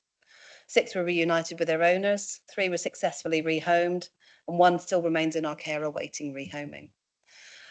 So they may not be high numbers, but it is important for each and every one of those animals to ensure that it is looked after, that their welfare is held as paramount, and that rehoming and reuniting with their owners is an absolute priority, and that we are clear on our reasons for doing so. Councillor Modsdale, you. I need to declare an interest because I've got a dog. I should have got 3 of them. That's just me being facetious. So firstly, I think, we need to mention there's a huge difference between a stray dog and a lost dog. And I think at this committee, we should actually say that the work that's done on the island by Tracker Dog Team and stuff like that is absolutely phenomenal what they do. I've seen them in action and they are incredible. I'd like to take you to 5.3 fees and charges. I started to tot up the fees and charges if someone's dog was lost, picked up, and ended up being overnight council care, and how much the fees would become. And then it says the council will organise a payment plan can be arranged. That's all very well, but if you are on a low income, it doesn't matter what your income is, you love your dog equally. And this quickly escalates to be a lot of money to get little Boris out of, that's my dog's name, by the way, get him out of the council's clink and get him home. How quickly are these payment plans arranged, and how are they done on, on the means testing and stuff like that? Because you could quickly end up being, well over £100, which is a lot of money to people who are on a low income to get their dog back, and and they're members of the family, aren't they? So how do they sort these payment plans out, please? That was really long-winded, but you know what I mean. It is a very good question, and I absolutely understand the question. I think any one of us who has ever lost a dog is awfully sad by losing them, but then the thought of having to pay to get them back is also really, really uncomfortable. As a local authority, we do need to seek to recover some of those fees where we can. I don't think we've ever come into recently, whilst the service has been with me, a situation where somebody has not If there is a microchip, they have had their dog back within 24 hours. Have a 7-day-a-week dog service, and if we know the resident, we get in contact and return the dog as quickly as possible. Our ambition is not to hold them in kennels and watch fees escalate, because that is not good for the dog, it's not good for the owners, and it's not good for the family. But an overnight stay is expensive, and that is a local authority spend, and that means it is a public purse spend. So we can arrange those payment plans as soon as we return the dog. We can sit down with the owner and say, what can you afford? We don't go through a means testing process. We don't insist that people come and tell us what their bank accounts look like. We use a humane approach of having a conversation with the individual that is there. And it is on a case-by-case basis. Then this needs to be slightly reworded. Yep. Because it says fees will be invoiced on collection of the dog by the owner and must be paid in full prior to the release of the dog. So that's where I'm saying this needs to be slightly reworded. If you're going to sit down and arrange a payment plan, then the dog has then been returned, haven't they? It is a subset of that. So in normal circumstances, it's on him. I just think the Yeah. wording needs to be tweaked, because That's at the fine. moment it looks like if you can't afford to pay, you can't have your dog back, or we sit down and do it, but that's how it reads. That's fine. I will take that that. I'll okay? take that away, and I'll look at the wording to ensure that it's very clear that we would not sit there and hold on to someone's dog and rack the fees up. Yeah, thank you. You're welcome. We have some words that maybe might work. Councillor, But just on that, if we maybe add in like a wording to the effect of must be paid or a method discussed. to pay Paid in or full. payment plan agreed. Yes, yeah, just that. We can amend it very quickly. That's fine. I'll come in my question.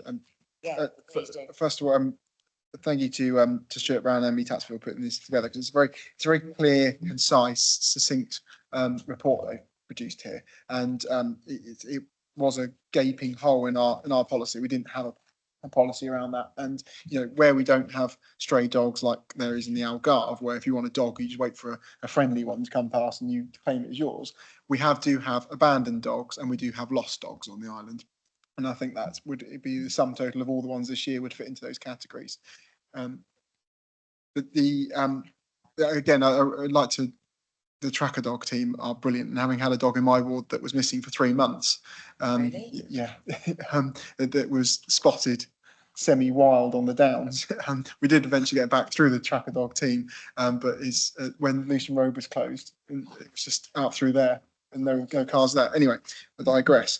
I say if we can draw attention to the payment method, and also that just highlight that this is it's a stray dog, because I think there's a lot of concern out there with members of the public that the islands are trying to address something that doesn't exist. It's not, the wording is stray dog, but it's not stray dog in its literal sense. It is the statutory term that we must use for the policy, but it is not in the sense that I have seen there is concern raised in some of the social media reports that we've seen. So it is the term that we must use, but it is not saying that there is a huge strayed dog issue across the island. Anybody else got? Becca.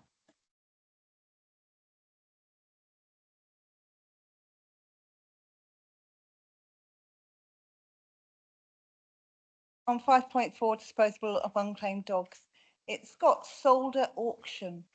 Given that we have such a few dogs that are rescued, why are we actually contemplating putting them to auction? It seems immoral. And what safeguarding is involved with protecting the dog? You explained this to me earlier, actually, because it was something I asked, wasn't it? So please carry on. So the options that exist within there are the options that exist within law for us that we must use and put into the paper. When we say sold at auction, and this is not something that we have done at the local authority, it is one of those options that exists within the legislation. But what that actually refers to is agricultural sheep dogs, cow herding dogs, dogs that come in that would normally be sold at livestock auctions along with other livestock, because they are part of an agricultural environment. It is not let's stand in the council chambers and take the puppy that we found last week and ask people to come and take bids for it. So the term in there is very much related to that agricultural environment for livestock auctions. Not that we have had that arise on the island, but it is one of the options that exists in law. So we have to make sure that we list all the options, even if we're not using them. Okay, thank you. I did think that the only auction I knew about was the sheepdog because I got my dog, but that wasn't from an auction. Interesting though, isn't it? We don't think of those. I certainly didn't think of that. Councillor Fuller, you did put your hand up, didn't you? I did. One thing with dogs and local councillors is you don't get unconditional love from your local residents. You don't get unconditional love from your local councils or your councillors, but you do get your unconditional love from your dog. And I think that is one thing really important that we bear in mind. So, you know, I was quite sad to see item 5.4 as well. And I saw that as a very last resort, that we look at euthanizing dogs. I think that is so sad. I know that it probably hasn't happened in years. But again, it really is sad that that that is there, and you know, it makes me very sad to see that that is necessary. One of the things I'm wondering whether you know, being proactive and reading the report and reading item 6.1 is about how we encourage microchipping and ID tagging. Is there more that we can do as a local authority to be able to promote our microchipping? Because there are still a lot of dogs out there that aren't microchipped. A lot of people on low incomes that will not, they fear not to get their dogs microchipped. And is there more that we can do to perhaps promote that within community events that are coming up? Because, you know, dogs are probably more than part of the family. They do give you that unconditional love that children and partners don't. So can we? Are you trying to tell us something? Can we do more? I bet you have that, but that's one of your skills, Claire. But is there more that we can actually do as a local authority? Natasha, would you like to Thank you, answer that? Chair. Yes, Paul, I can absolutely assure you that of the people within my teams that work within the public realm team, myself, the managers, I don't think there's one of us that hasn't shed a tear over a dog in the last 6 months. Because when we see dogs coming into kennels, nobody wants to see that. And it is everyone's absolute desire to find the home or find a new home.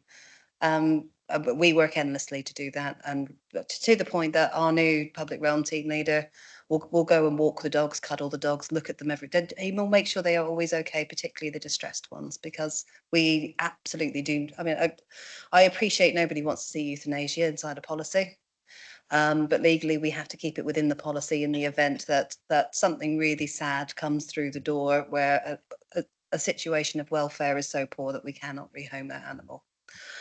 In terms of chipping, you will see recently we did some work with the police on our Operation Clean and Safe in Newport Town Centre. You'll see another round of that happening very shortly, but that will also be expanded out to all the other town centres across the island, working with the police, and our public realm officers do have microchip machines, and as part of that they will be talking to dog owners they come across, whether they be good, bad or cuddly, because there's plenty of cuddly dogs out there. And just having those conversations and checking live that dogs are microchipped while they're out with the police, and we're out having that visible presence to really help people remember. And some of the problems that we do find when those dogs come in is not necessarily not being microchipped, but it's not updating the microchips. So we would absolutely encourage everyone who has picked up through the kindness of their heart a dog that's been rehomed to make sure that you do update the microchips that come with it, please. And can we please be told when the next microchipping event takes place, so we can, through our own social media as well, please promote that, because it is such an important service that we offer. How often does that happen, Dash? A couple of times a year? A couple of times a year there'll be an event that will be run, and we do promote them when they come out. Okay, so Councillor Churchman. Do we charge for this microchipping, Natasha? We don't do the microchipping. We will help organise an event where microchipping is done. We So don't, we do charge for it, they do it for free on those events, but it's not Oh. through, it's not council funded. because I was thinking it would have an amnesty, get all the dogs chipped, because actually, long term, that would save us money, because we would be able to find owners so quickly, we wouldn't have to house and feed the dogs. It is a legal requirement for dogs to be chipped, but as I said, our larger issue is with people who've picked up a rescue and not actually updated the microchip to the new owner. So you find yourself phoning an old owner or finding a Spanish phone number, or a microchip that has no home is a sad thing to find. Mine are microchips. Could we actually ask them Sorry. to re-register the chips for, in that case? Offer a service, or maybe the police could offer a service to re-register the chip. It's actually quite expensive to update the information on a microchip. It's about 75 to 80 pounds, and yeah, it's gone up again since I've last done it then. Which is probably puts a lot of people off from doing it, but we don't have a resource at the moment to fund that. That's what I said, would the police do that? I can speak to them about that next time we have that conversation, but I can't speak for them right now. Okay, so I think we've, councillor Speak, I will ask if you've got a question as you, taking the time to come. Would you like to ask? No question, thank you. Okay. No. Thank you. It's for the committee to approve the stray dog policy 25 to 28. Everybody in agreement? Just affirmation, really? Yeah, a full house for the dogs. Thank you very much. So on to the Natasha, I know you're going to go in a minute, aren't you? So thank you very much for everything you've done. So the Isle of Wight Coroner Service, just be very specific, it's not about the coroner, it's about the service, and I believe that Laura Gordon is going to present this. Thank you, Chair, and it's the first time I've appeared before your committee, so good evening, councillors. It's very nice to be here. I, on the 1st of June, took over responsibility for the Isle of Wight Coroner's Office staff. There is a big distinction between the council's responsibility and judicial responsibility in relation to the coroner's function, and the local authority's responsibilities, as you will see from the report, are limited to the provision of staff and the provision of accommodation along with funding. For a local authority, it's a challenging landscape because in effect we provide resource that we have limited control over. And what we've seen over the past months is a number of very public comments in relation to the quality of service that is being provided by the council as part of the coroner's service. What I really want to stress to the committee, and I hope it came out clear enough within the report, is the remit of the committee today is only to look at the local authorities' obligations, not judicial obligations. Judicial office holders must be free to make decisions without interference from anyone, and that includes us as a local authority, central government, the judicial bodies and the organisations that review and maintain integrity in those systems. And in that space, I thought it might be helpful if I gave you a list of the things that really aren't matters for the local authority before we start on the ones that are. So decisions relating to urgency or prioritisation of cases are judicial decisions. They're not decisions for the local authority. The use of 9C inquests, referred to as inquest in writing, or as we've seen in our local media, referred to as inquest behind closed doors, are judicial decisions, not local authority decisions. The listing of cases for court, the service delivery models, and whether or not additional judicial support is sought, again fall outside the remit or control of the local authority. How findings are recorded and shared, any changes in process, or the manner in which inquests are listed, conducted, or the notice given are not the responsibility of the local authority. These are all matters with which the committee should not concern itself. The judicial discretion must not be fettered in these areas. The content of communication and methods of communication by coronial office holders, evidence considered or not considered, and case management, again, do not fall within the purview of the local authority. The report that's set out before you provides clarity over what is and appends to it an action plan that relates solely to the local authority elements of the service. It arises as a result of a review of the service by the local authority, looking at the local authority's functions and the areas within which the local authority has the ability to make changes and to enhance the service that's received by local people. Collectively, the service and the judicial office remain committed to supporting local people. And I often hear the coroner's officers, council employees within the service stating families first. It's a mantra for them. The team themselves are incredibly dedicated, professional and committed to ensuring the best possible outcome for bereaved families on the island. And it's against that backdrop that we've looked at the service and developed the action plan which is before you. My ask of the committee today is that you note the content of the report and endorse the accompanying service recovery plan, and that the committee ask for the provision of a further report in 6 months' time to outline the council's progress against the targets set out in the action plan. I'm fortunate to have received today an update from the senior coroner in relation to the data. The senior coroner was concerned that the information provided to the committee was information around previous data sets that are nationally available. And the local authority doesn't have available to it those data sets until they're published. The coroner has confirmed that as of today, the number of cases open for more than 12 months has seen a 50% reduction. In 2021, the number of cases that were open for in excess of 12 months sat at 68. In 2022, 81 cases have been open longer than 12 months. In 2023, 117 cases open longer than 12 months. And the data contained within the report for the published year of 2024 provides the committee with the figure of 422 cases outstanding longer than 12 months. The senior coroner has confirmed today that for 2025, 197 cases remain outstanding for longer than 12 months and 236 inquests have been concluded so far in this year. Her comment specifically says that this is a record number for this jurisdiction. So an updated data set for your consideration as well. I don't propose to go through the report in further detail. My assumption is that committee members have had the opportunity to review it, but I'm very happy to provide responses to any questions you may have around the local authority elements of this service. Ask a question first. Only because I didn't understand some things in it. So Isle of Wight has no area coroner. What does that mean?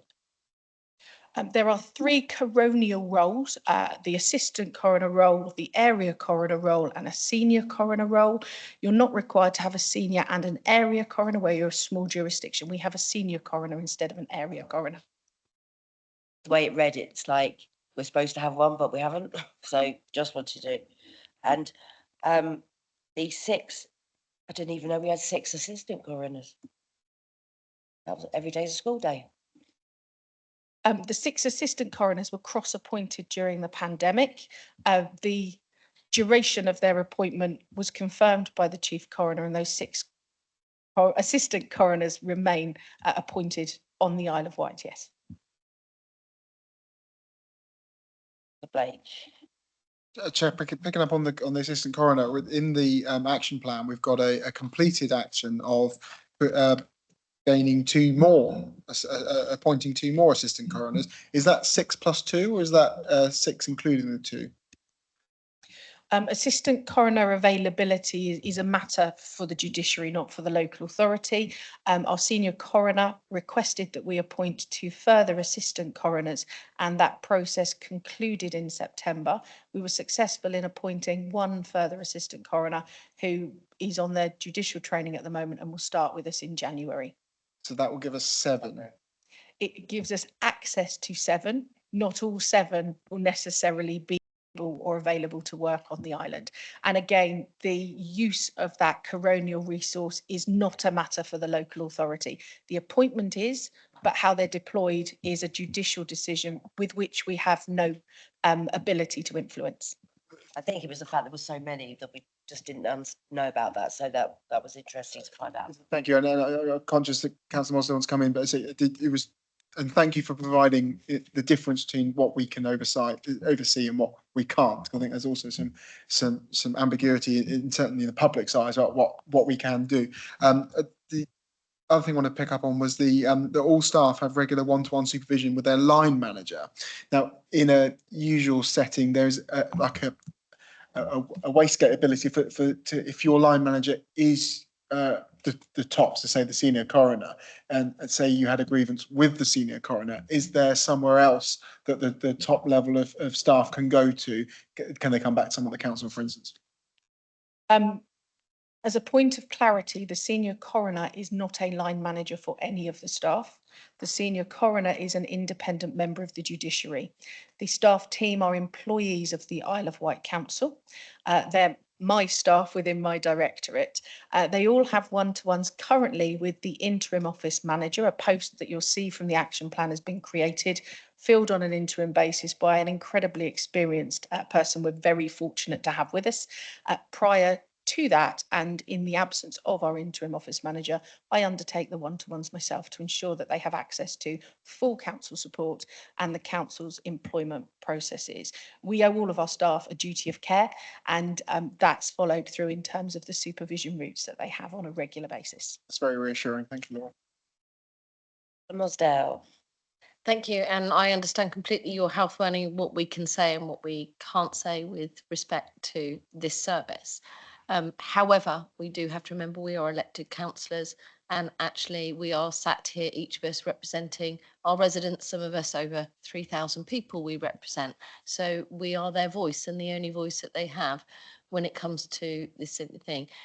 I dared to question the length of time 7 years ago that an inquest was taking, and got a very direct phone call from a certain person within this service, and had it made very clear to me that I was never to question it again. But you know, 7 years on, we've got a report in front of us and we can ask some questions, however restricted we are and careful we have to be with our wording. Are we allowed to ask questions on the Coroner Services recovery plan about the red areas that are there? Is that okay? So for me, I find some of this really worrying, the not started. The red is always the bit that we look at, isn't it? And things like, for me, the development of a bereaved families charter to be co-produced with families and stakeholders, that's meant to be finished in March 2026. That's hardly any time at all and is not started yet. But also, there is a mandatory GP summary field that hasn't been started. If it's mandatory, how long has it been mandatory, and how long ago should it have been started, and how should it have been carried out for? Just quite simple things that don't seem to be done, and I don't understand why they are in red, but how long have they been in red? Because this seems, you know, really quite worrying that we haven't got these things in place. This is a service that's been going on for, you know, a long time and has been not performing as it should for a long time. If it would assist, Chair, I'm happy to go through the reds on the action plan and provide an update in relation to each of those areas. Go for it, yeah. Okay. I think that's just do them all. Yeah. Okay, so I'm starting on page 129 of your pack of documents, which is Appendix 1, and I'll use the action numbers that are in the far left column. So Action 1, define and document judicial versus operational responsibilities, is outlined as not started. The judicial operational responsibilities are contained within this report. So the action plan has been updated to make it clear that that is now complete. The report very clearly sets out for you as committee members the judicial operational split, and that now is done. So that will be showing as complete on the current report. Action number 3, implement case tracking system and delay logs in WPC. We're currently awaiting an upgrade of WPC, which is the system that is operated within the Coroner Service. That upgrade has to take place before we can make those changes. So that upgrade is anticipated later this month, early next month. And as soon as that's done, the changes will be made in relation to item 3. In relation to item 4, scanning hasn't been a priority. With the other actions we've been looking to fulfil, it's low on the priority list, and it's an action we'll deal with when we get to it. It's much more important that we deal with those front-facing tasks that impact directly on bereaved families in our community. In relation to action number 8, the mandatory GP summary field on the portal is a technical change rather than a practical change. GPs are still able to make the required referrals. They do that in a different way, and we're waiting for the opportunity to talk to GPs and transition them over to that system. Some have, some haven't. So it's a housekeeping matter more than anything else. In terms of the Tell Us Once reference training for all, it's a very overdue action from March of this year. The Tell Us Once training was delivered to the staff set, to the staff group. We have new members of staff, and it's for them to be trained in that process. Add to that, I wouldn't be as worried as that, having had to register, members of my family who've passed away. That's always the first point when you go in to register the death, that they sit through and they go through that with you anyway. So usually that is covered off, and actually when you register a death, that is actually excellent and done in a very caring way, and it is a really good service as well. Action 10, the development of a bereaved families charter to be co-produced with families and stakeholders, I guess is a passion of mine. Coming from the background I do in adult social care and housing, co-production is incredibly important to me. There is no requirement for the local authority to develop a bereaved charter. I truly believe it's something that we should do. Being clear around what bereaved families can expect from the way in which our staff interact with them, I think is incredibly important. It's a big piece of work, as you say. It's not particularly time consuming, and we're hopeful that after Christmas we'll get the communications out to local residents to engage as part of that process through a consultation, but also through some drop-in sessions where they can share their views. We do have a draft of a charter, which is what we'll be consulting on, but this is where we're going with it, and it's important that we give proper time and consideration to how we can engage with our communities. So Marked has not started because we haven't begun the engagement, but the draft is already in existence. If I move on to the next page, action 29 is the next not started action, and that's explore procurement options for pathology. We have a limited pool of pathologists available to His Majesty Senior Coroner on the Isle of Wight. It is a matter for the Senior Coroner who they instruct as a pathologist. In the same way, it's a matter for them whether they instruct a post-mortem or not. It means that for a local authority, we're in a position where we have to discharge our procurement duties because we contract, we pay, and we have limited ability to influence the outcome of where that contract work goes. I've been doing some research, some work with other local authorities to see how that's balanced to ensure that the judicial office holder's discretion and decision making in relation to instruction of pathologists isn't fettered, but how the local authority can comply with its statutory duties around lawful routes to market, procurement, contracts, and ensuring best value. It's taking a bit of time to unpick because different things happen in different places. What I'm very clear about is the outcome of the action plan will be that we as a local authority have assurance that our route to market is lawful and without challenge. Who the pathologist is, how they undertake their work, when they undertake their work is not a matter for the local authority.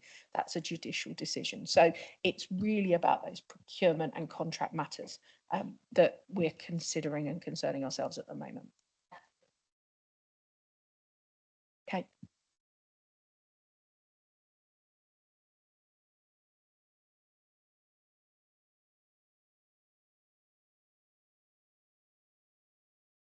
Sorry, the ones that are paused, I'm interested in 39 and 40. In relation to the paused actions, 39, develop email templates with next of kin letters and WPC to ensure consistency. We've taken that action as far as we can as a local authority. It is a matter of judicial decision making as to approving those forms, signing them off so that we can use them. In relation, The rest of them are kind of like that as well. Yes, We've done our job, and now it's passed over, ready for them to absolutely. Yeah. Okay. Councillor Blake. Thank you.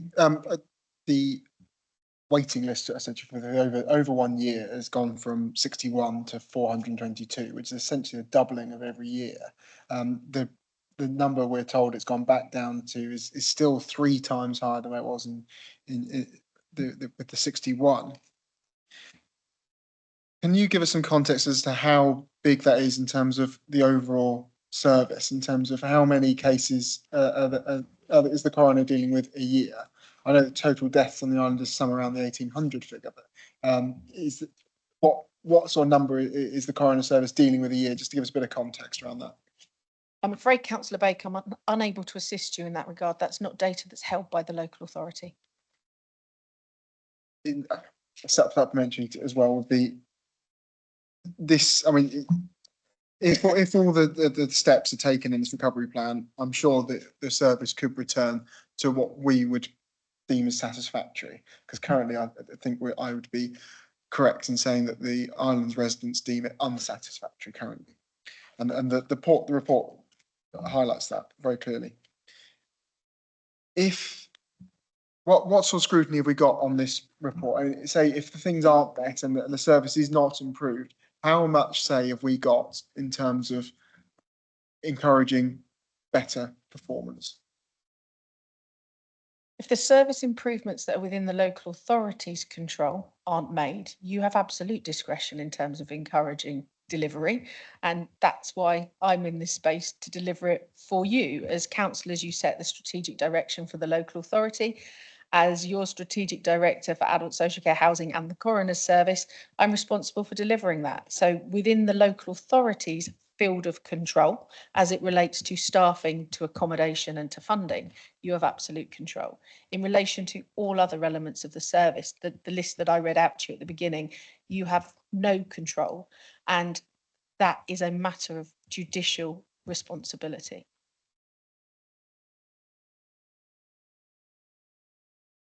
And the Mosdale. Thank you. On page 124, service performance, point 20, it says, regrettably, the Isle of Wight Coroner Service has been performing poorly. In 2024, only 38 inquests were concluded with an average wait time of 76 weeks, more than double the average national average. So what did that mean? In the whole of 2024, only 38 inquests were concluded? Yes. Thank you. One of the parts that's one of the reasons the court was done, though, because of space and things, I think. I wasn't asking that. I was asking, is that definitely right? So 38 in a whole year. One of the points within the report is that there was a high staff turnover. What we've ascertained is we can't discuss the judicial position, but the staff below that work for the local authority. So ultimately, if there is something wrong within the workplace that is causing a high turnover of staff, we have so many conversations within this council of ensuring that stress is managed within our workplaces, you know, that we have staff that are contented and looked after, and their mental health and their well-being is looked after. How are we ensuring that we're not having this high staff turnover in the future? Because you're saying the office is managed now, but how are we ensuring that they're going to stay and they are happy and their stress levels are settled? We've had no concerns recruiting to the service.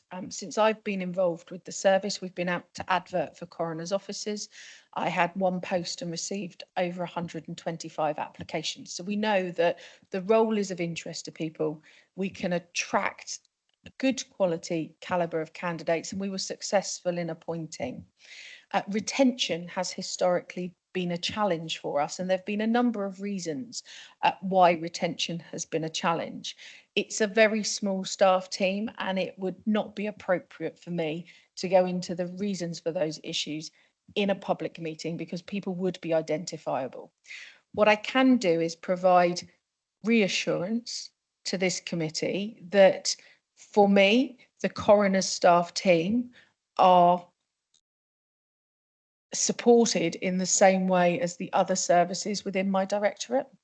The council's full wellbeing offer is in place and the team are aware of that. We're in the process of undertaking a wellbeing audit with support from the health and safety team, and stress risk assessments are being undertaken for every single member of staff within that service to ensure that if there are concerns around stress or stress management, I'm cited on them and can support staff to manage that in a different way.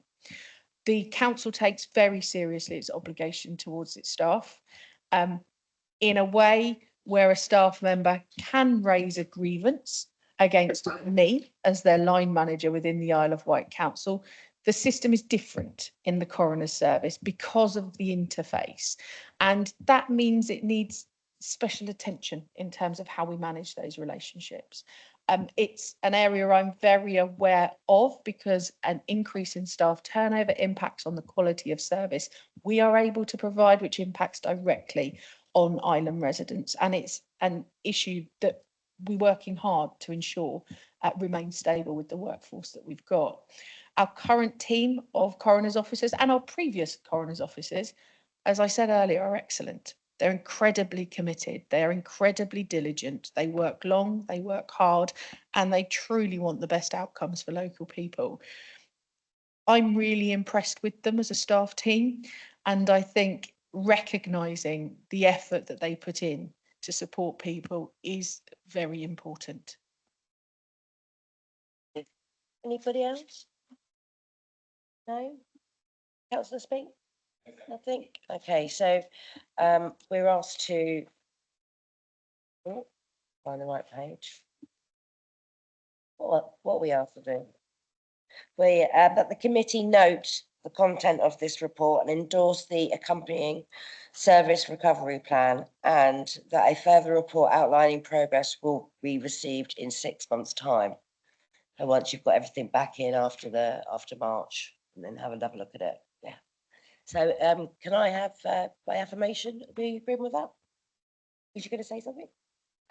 We add to that recommendation, there is a point within this about how families felt that they had been treated. I think it's really important that when this report comes back, when you read that families were, feel that they were not represented and they were silenced and treated as scapegoats. I think that as a committee representing island residents, we need to show that that's really important. That comes back in that report, that we have feedback from families, not just the, we're very focused on what's happening with staff, but we do need to have some feedback on families and what's happening.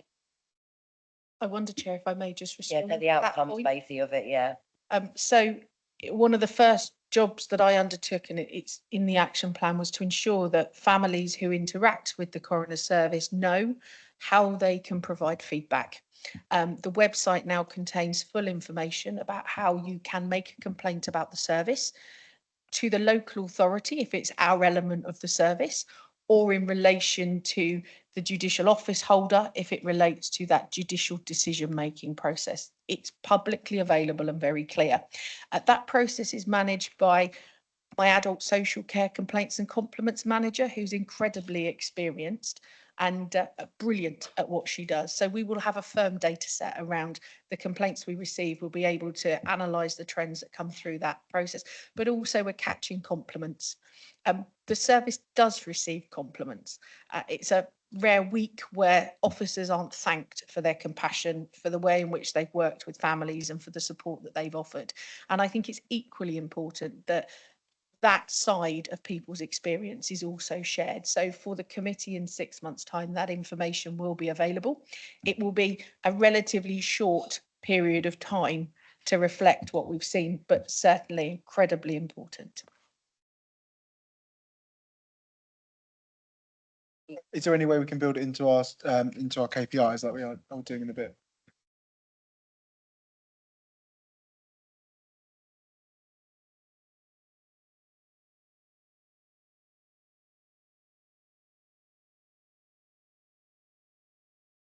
Thank you very much, Laura, and welcome. That's everybody can hear it. Yeah, I would have them as well. You've got space, haven't you?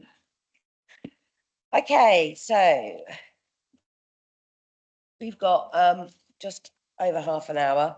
So we're going to the performance management to receive and consider the following items in accordance with the committee's responsibility. So the service performance and improvement.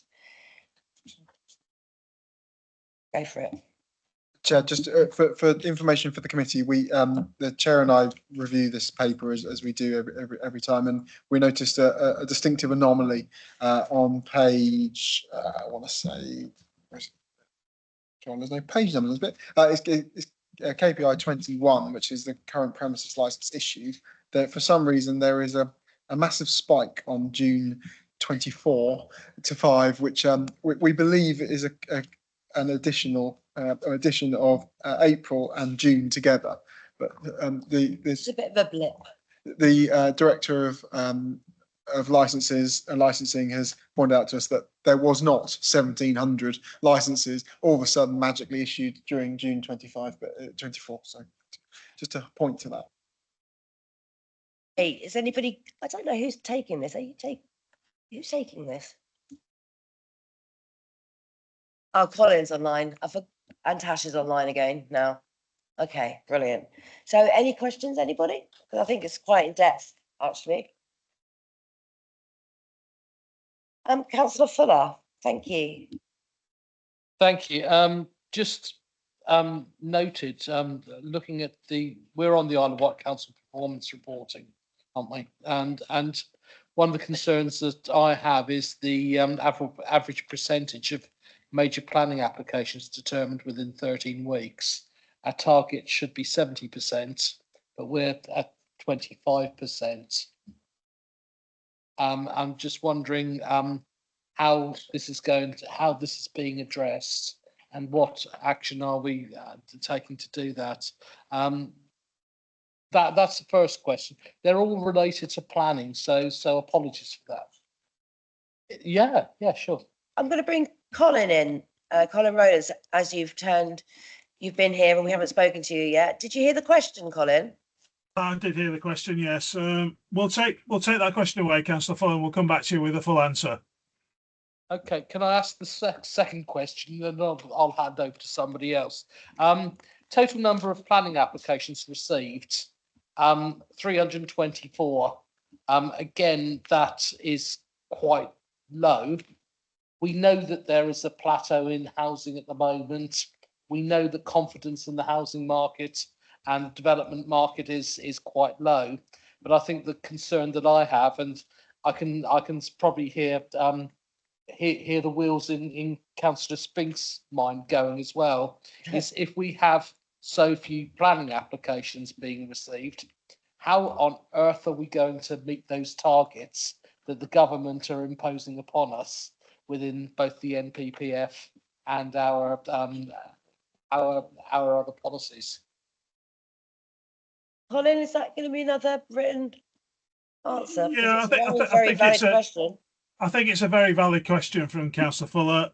It's not something that I can potentially answer. I don't think my colleagues in planning could answer, apart from the fact that we have done the planning numbers are based on research that's been carried out. So I will take that away, but I don't think there's necessarily an answer to that, Councillor Fuller. I only said it because I knew Peter would get in there before me otherwise. Thank you. Anything else? No, we're all. Councillor Mosdale, I know I can rely on you.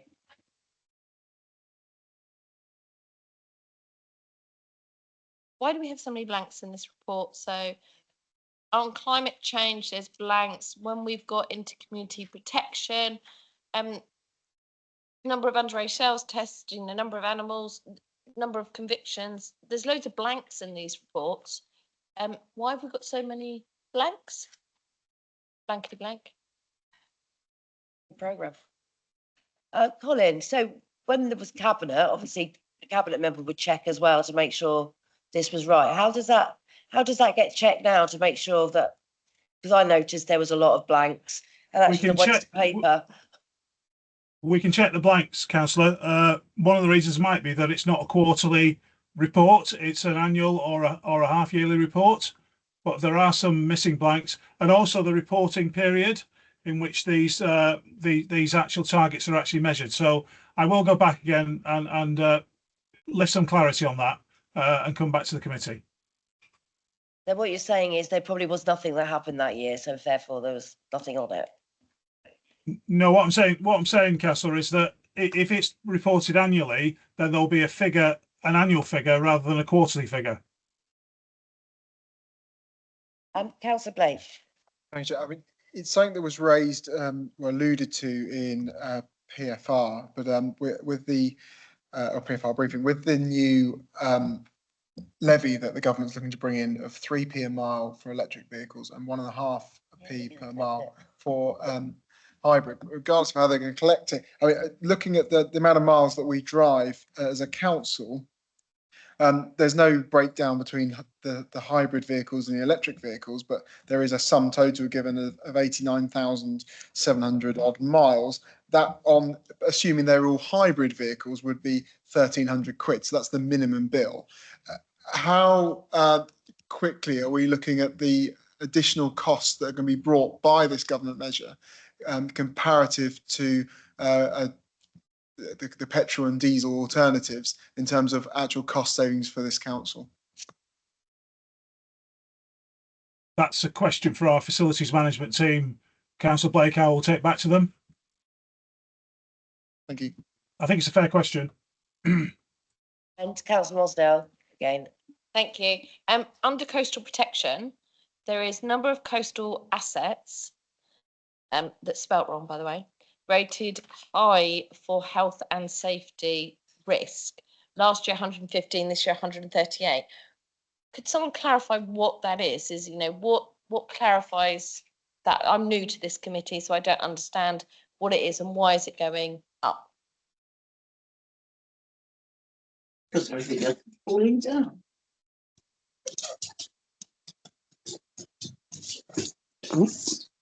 Tash, Hello, are you Yep, sorry, I was just checking that my phone had picked up.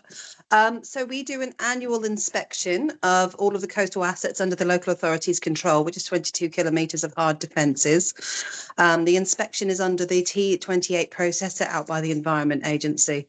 Those high-risk coastal defences are at high risk because of the level of maintenance that is required to bring them up to a standard that will prevent them from collapsing within the next 0 to 10 years. And they also may have trip and fall risks on them where we need to fill cracks and deal with holes within them. Thank you for explaining, Tash. No problem. Vanessa, you look like you're going to ask a question. Vanessa? No? Anybody else? Councillor Spring? No? No? Okay, so we're just noting these ones, aren't we? So thank you very much for that. So receiving basically, so we've done that. So the work plan. Now I'm going to bring Councillor Fuller in because you wanted something on you were thinking about the work plan, weren't you? And I can't remember what you. Yeah, we said we're going to bring it back in at this point. I mean, it's the last page, isn't Oh, it? the last. Last couple of pages. Right.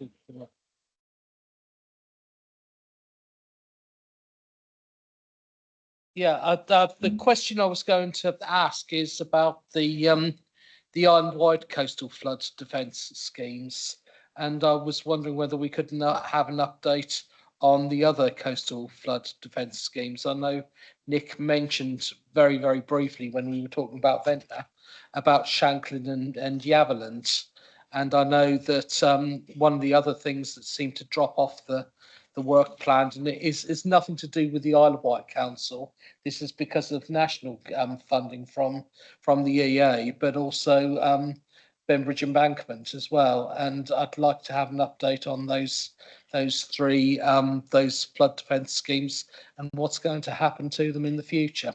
And I think that information should do so informally. I think just a briefing note would be good just for us to note in the future, just giving us a very, very brief resume of where we are. If it'd be helpful to me, just email me or WhatsApp me or whatever, and then I'll make sure that happens. Yeah, an informal meeting. Yeah, for that. yeah. Thank you, Councillor Rosdale. So in March, you've got the Community Safety Partnership report coming, and you have once again for your scrutiny part of this meeting, flood and coastal erosion scrutiny. I would have thought as part of the Community Safety Partnership, you will have different members of that partnership coming to this committee. Could we not have a split the scrutiny section and actually do more of a scrutiny section on what is happening with the community partnerships? So what are the police doing? How are they working together? You know, are they doing more together? And actually be able to put that as part of split it. So we did one as the on adult social care scrutiny, that we had the domestic violence report brought, but the scrutiny section, we actually scrutinise on what's happening with that service, what changes have happened, you know, what can we do to help improve it. I just think if we've got all those players in the room, we should be able to have a scrutiny part of it to be able to ask them, what are they doing in the service at the moment? How do they feel? Because they're here anyway, aren't they? If you know what I mean. Yeah, because there's a certain thing we could scrutinise, isn't it? Just for clarity, that item is a scrutiny item. It's coming in under the statutory scrutiny for crime. So the annual report will be like what we would do with corporate scrutiny in the past. So that is a scrutiny item. It reads that we're only going to have a report to note. So it says Community Safety Partnership Annual Report. That looks like it's going to be a report to be noted rather than a scrutiny part. When we do the agenda setting, I think it's next week. I will bring that up and make sure that's very clear what we're looking for it, because I think it should be note and or recommendations, the same kind of things, I think, as we do with the flooding. Yeah. No, but we'll bring that up. Thank you very much for that. Thank you. Just to say, Chair, quickly, obviously we've only got 2 meetings left of this committee before we hope we have elections in May. But they are 2 quite full agendas there. So I think if anything else is to be brought forward, that it might have to be informal just to fit it into our schedule. Thank you very much. So I will take that's over. We didn't have any questions from councillors this time. But thank you, Councillor Spink, for coming along. That's wonderful. Yep. And does it say when we've got our next one? It doesn't say that here, but